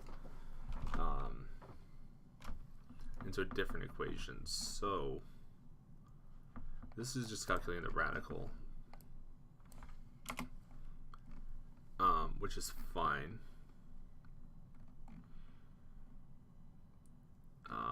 So we're gonna do calculate rad, or I guess I just do this as calculate line intersect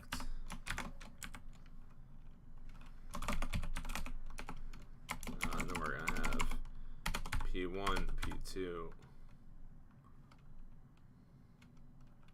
P3, P4.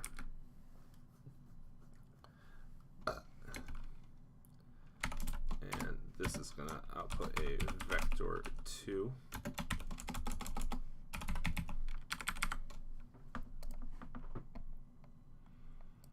And we're just going to return vector 2 dot 0 just to not cry.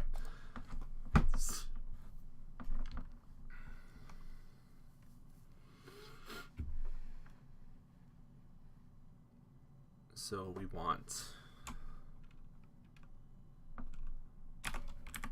p1.x times p2.y minus p1.y times p2.x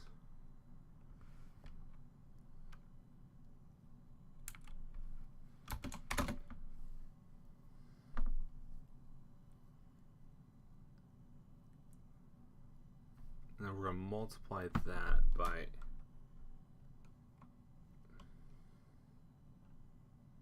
P3 minus P4.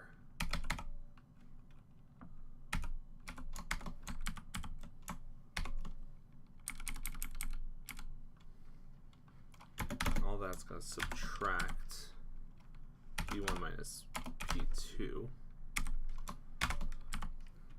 times P3.x times P4.y minus P3.y times P4.x.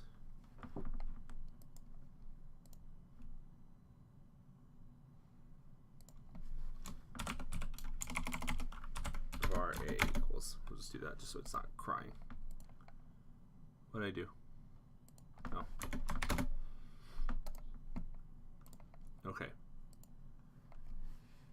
And then all of this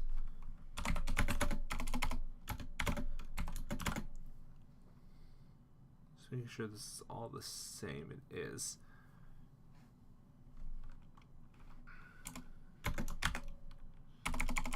Well, I guess I can make the bottom separate. P1.x minus P2.x times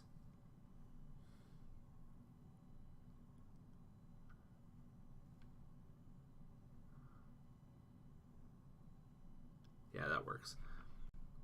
I think it does it run in PEMDAS? I don't know if this runs PEMDAS. We're just gonna make sure PEMDAS is PEMDASed by doing that. Just to make sure. I'm pretty sure PEMDAS is, but I don't want to PEMDAS when it doesn't PEMDAS, and I just cry because things aren't PEMDASing. That's gonna be multiplied by P3 dot y minus P4 dot y minus,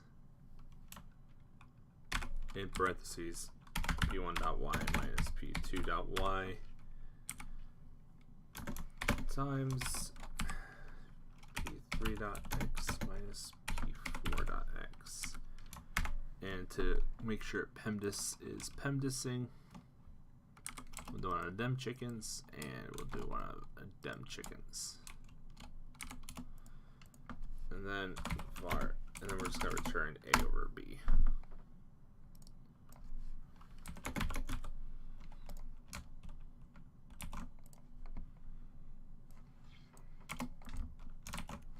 Sweet, that is mostly behaving.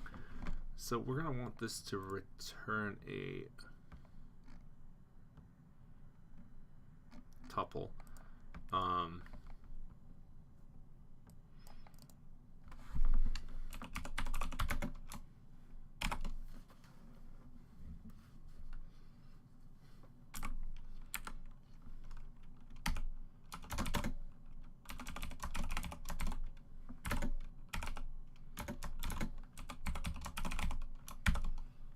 Does that work?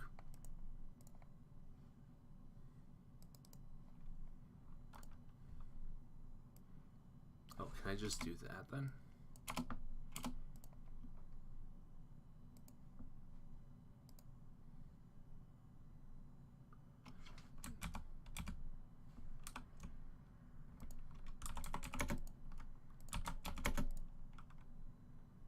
don't mess with dictionaries too much. Oh, you know what? These have to be in parentheses.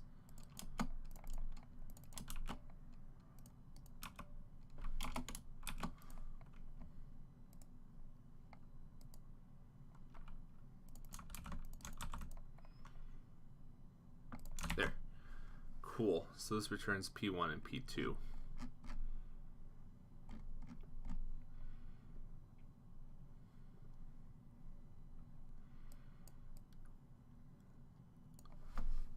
So then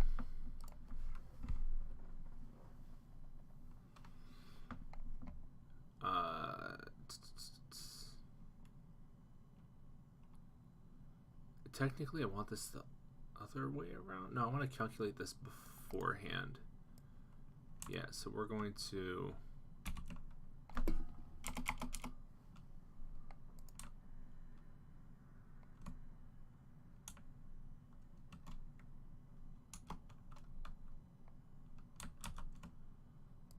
so for ending neighbors, we're going to calculate the radical, and then so var radical equals calculate the radical. Then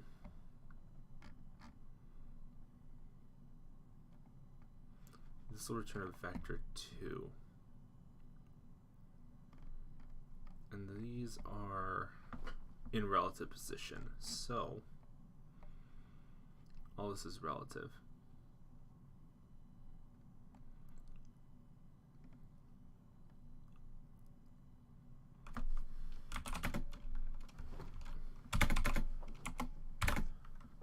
So for V in border,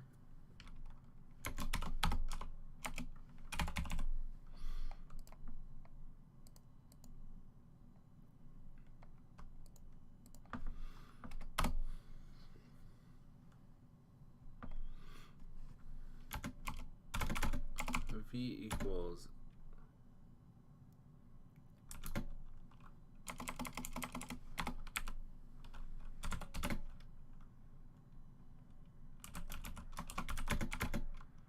calculate intersect equals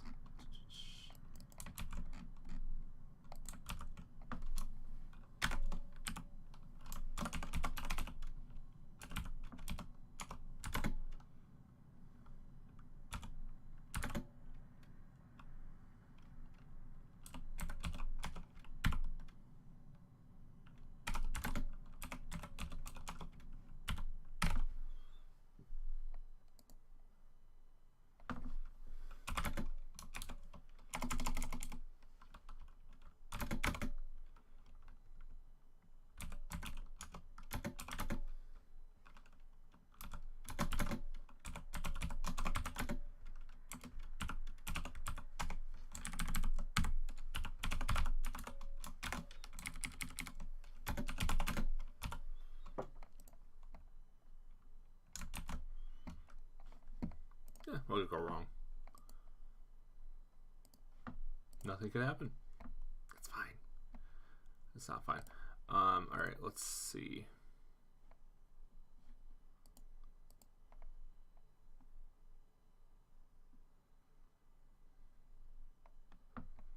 What are we missing here? These are already all local.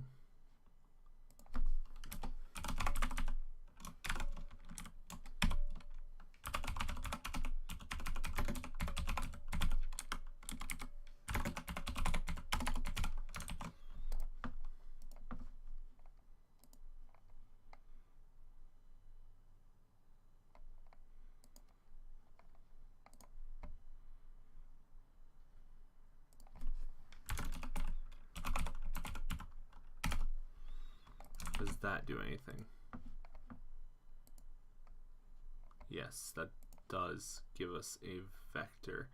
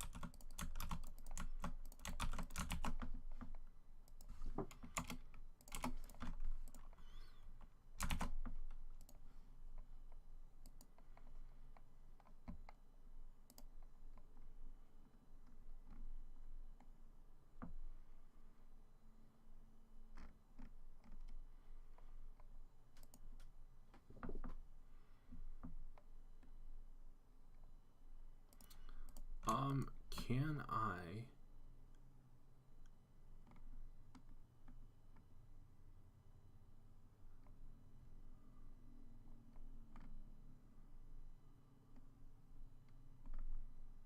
I'm gonna be able to edit these.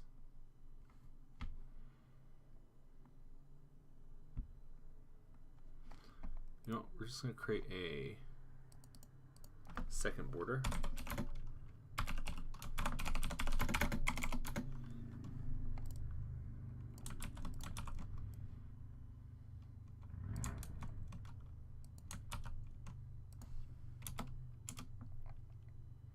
No, because then that's not going to work for multiple.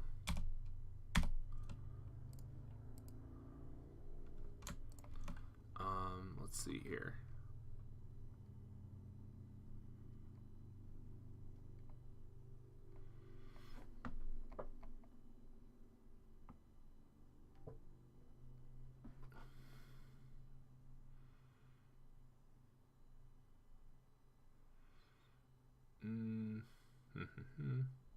How am I doing this? How do I want to do this?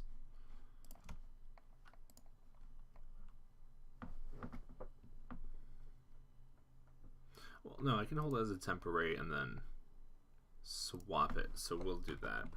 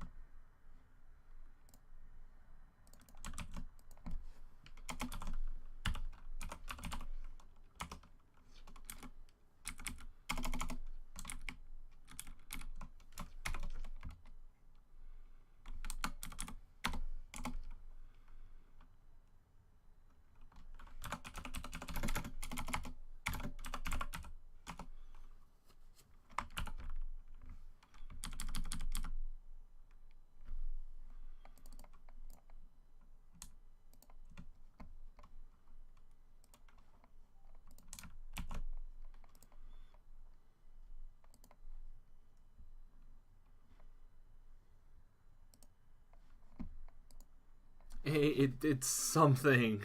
Oh, jeez. What? That's a thing. Why is that a thing? Oh, you know what? It's a thing because this calculated length that's inverted is...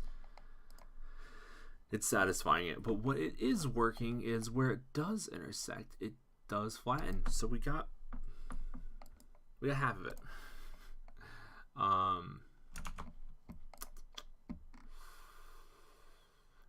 Definitely got half of it. So this function works. So we're not going to touch that.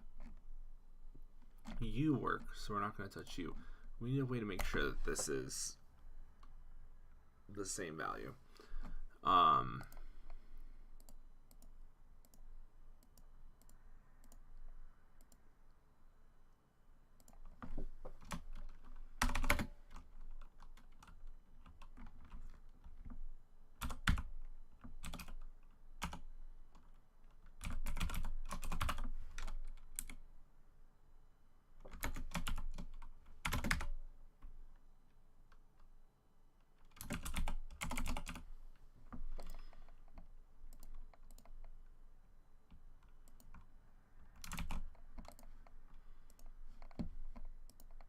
Hey, there we go.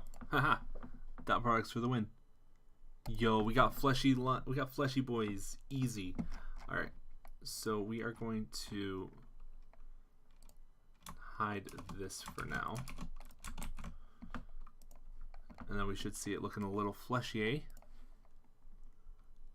Beautiful. That's exactly what I want. And then now, if we have a third cell,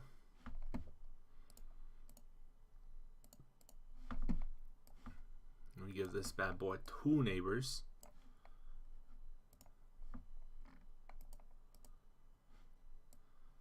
And move you up to there.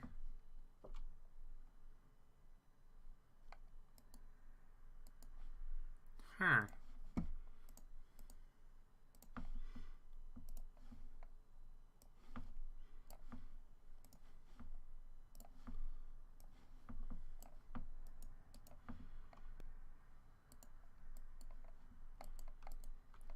it's not recalculating.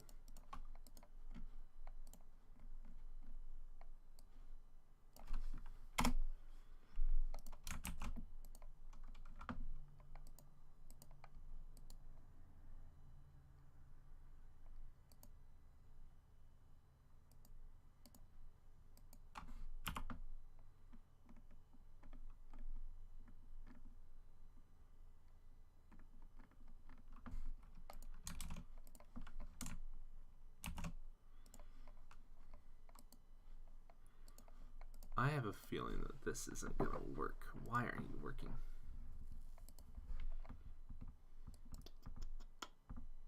Oh, first off,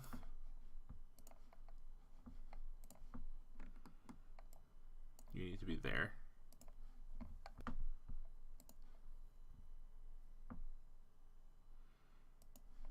Because we're not going to have intersecting center points. And let's just make sure that this is working independently. Yep, so that works. So let's see, what is wrong here? Oh, you know what?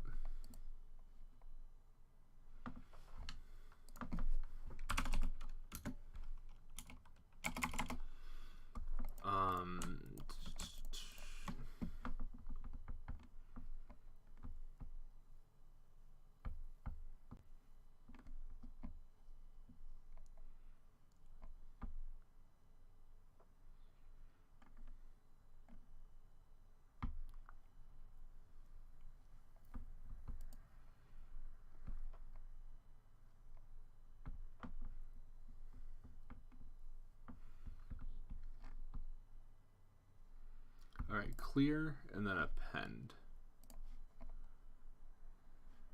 Because yeah, I figured this wasn't gonna work. So we'll do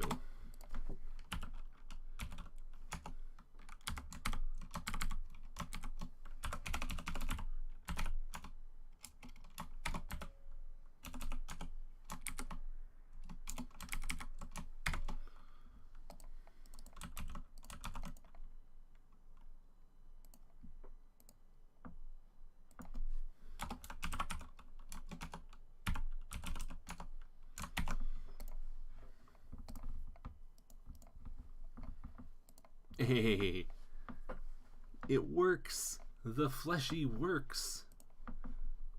Oh, I'm so excited. Everything's gonna be so fleshy now.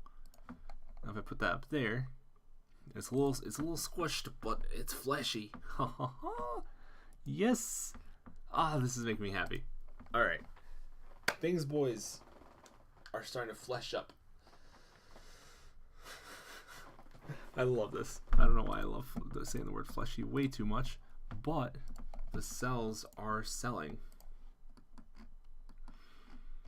And then basically I can check if to generate neighbors, that's a whole separate thing. Because when I generate neighbors, I can also, oh, what did I just do? I don't want to think about it. But it's just, it makes me happy. We got fleshy cells, and we can add some like deviations. Like as these things move, they're gonna naturally do that. So let's just add a script, and we're just gonna call this fleshy move. And because I'm lazy, I can't be bothered to type more. Bam.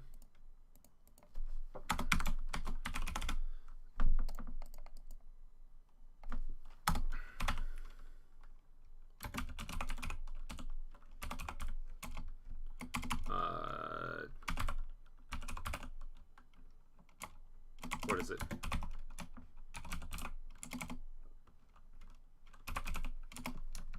Fuck, what is it?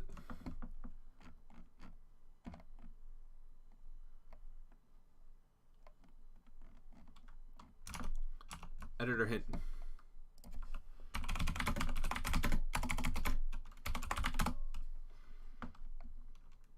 Engine dot is editor hint. That's what it is.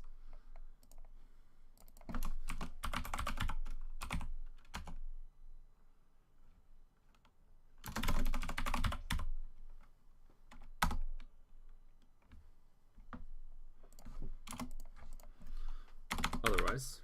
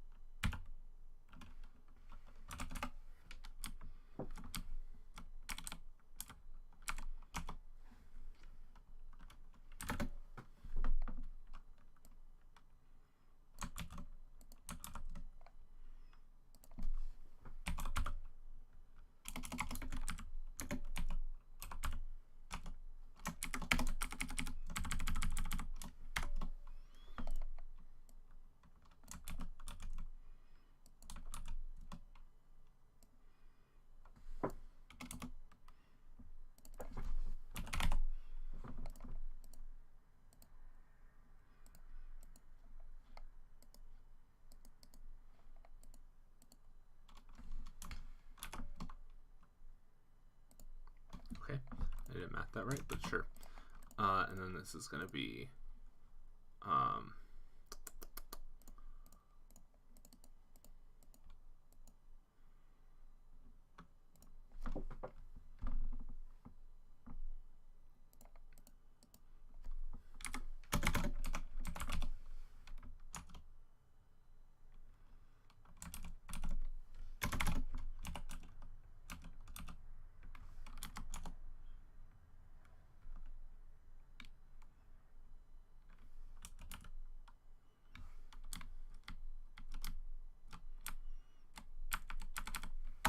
no, we'll just do that.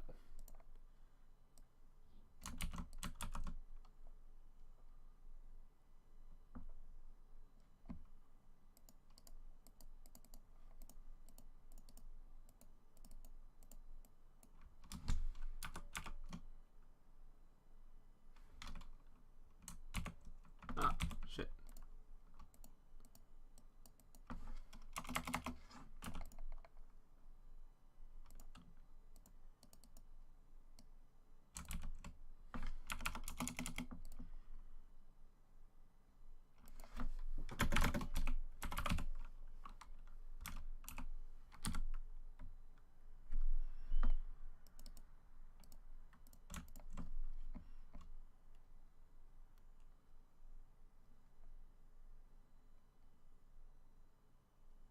Oh, we want 1.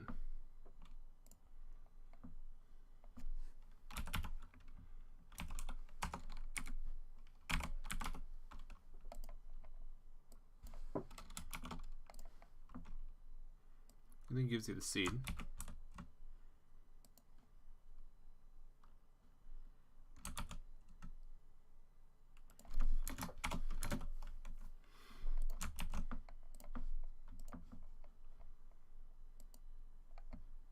Oh, that would do something if I did literally anything.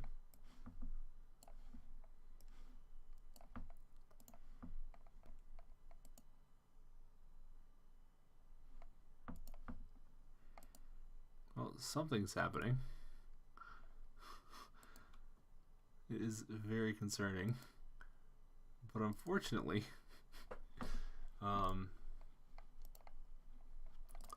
things aren't redrawing.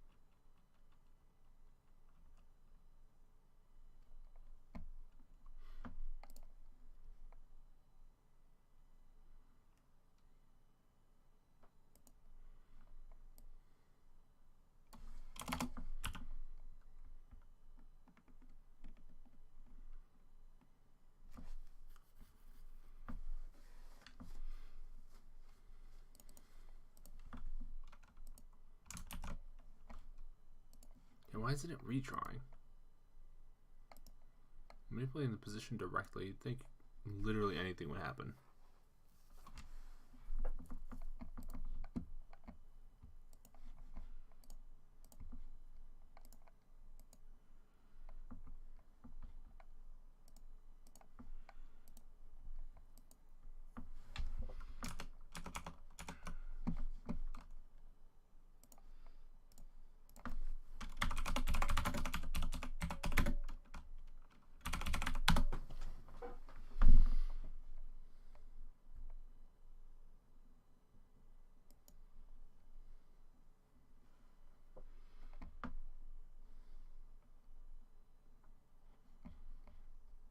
Or we just need to call update?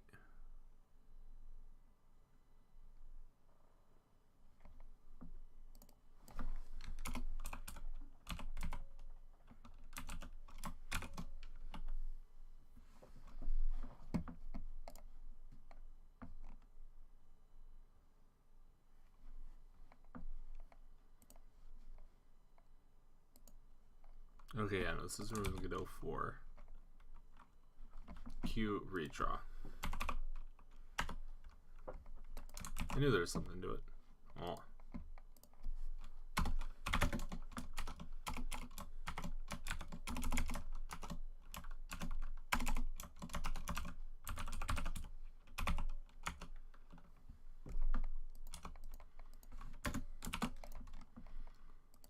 We can cut these boys out too.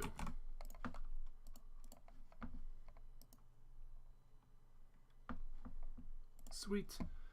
And then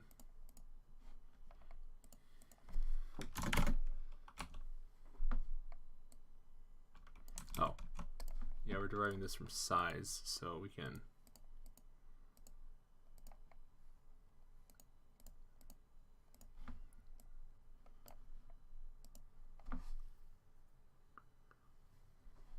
oh, that's so creepy. Ah, I love it.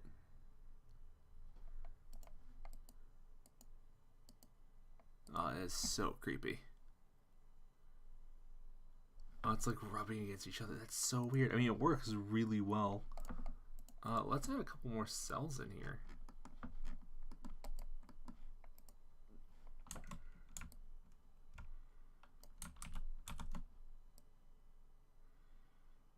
Let's add another cell right there.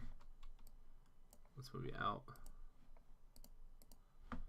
Let's make your size like, I don't know, something random.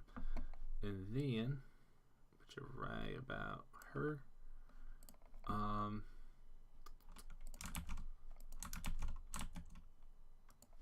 we'll go ahead and reopen this just so we get, yeah, a little bit better of an idea. And we'll put it right there.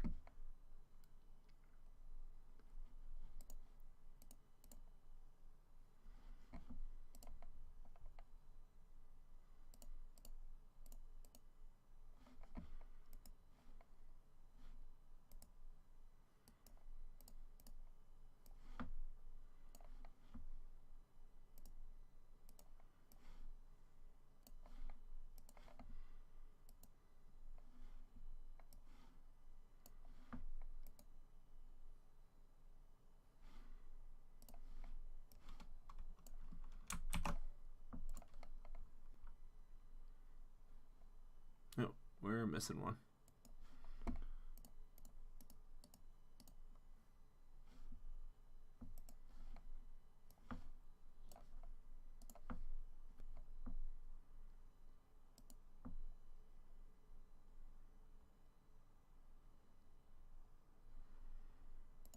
God, that is so creepy. I love it.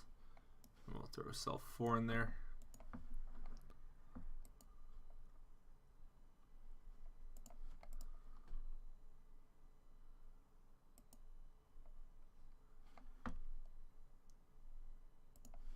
And what we'll do here is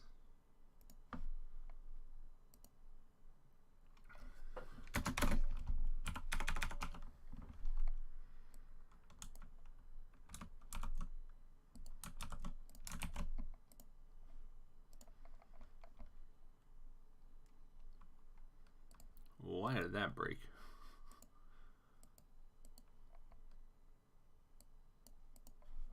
Wait, why did that break everything so much?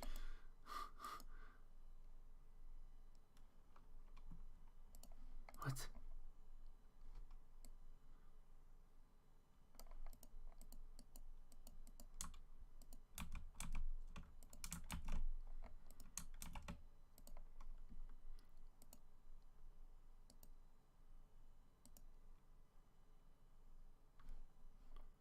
Oh.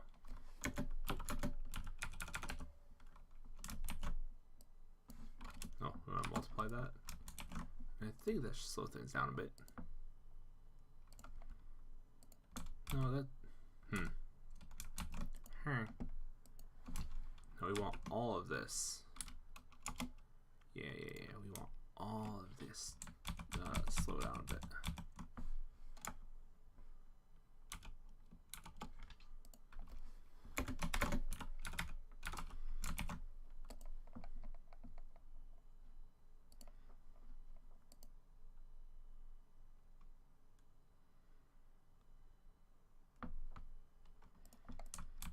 I mean, I am just straight up moving the whole thing, so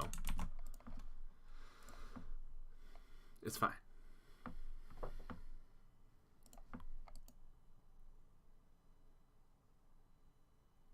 I definitely got the effect I was looking for.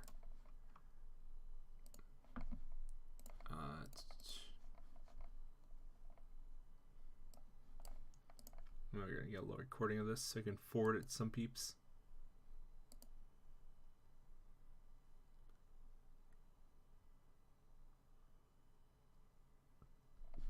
I guess I can restart it.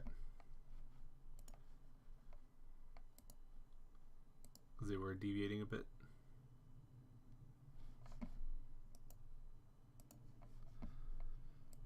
Alright, well, I made some progress. I'm going to work on the neighbor scripts and some other stuff off camera. I have to pick up my friend and coworker from the airport, and I have to make pizza. Because pizza time is always great. I'll definitely stop outputting things to the console. And then, yeah, this is working way better than I thought, aesthetically. There is some optimizations, because once we get a radical defined, it's like, okay, we can just keep that. But we're going to have some neighbor pairs set up with that. I was just struggling with the math for a second, but overall, I like how it turned out. Fleshy. I love saying that. But that's good. So, yeah, I have no idea how this is going to really turn out. But it doesn't seem like it's going to be hard to figure out neighbors. Since it really is if they're within a certain distance of each other. Because we will have them like repelling and all that sort. That way things stay relatively how we want them. So yeah, that's it for this little quick dev stream. Just a little thing. Just kind of fun. It's kind of a stupid process. Mostly just me being brain dead. But we were able to get it working. And yeah, not the worst. Really isn't the worst. Looks so creepy. I love it.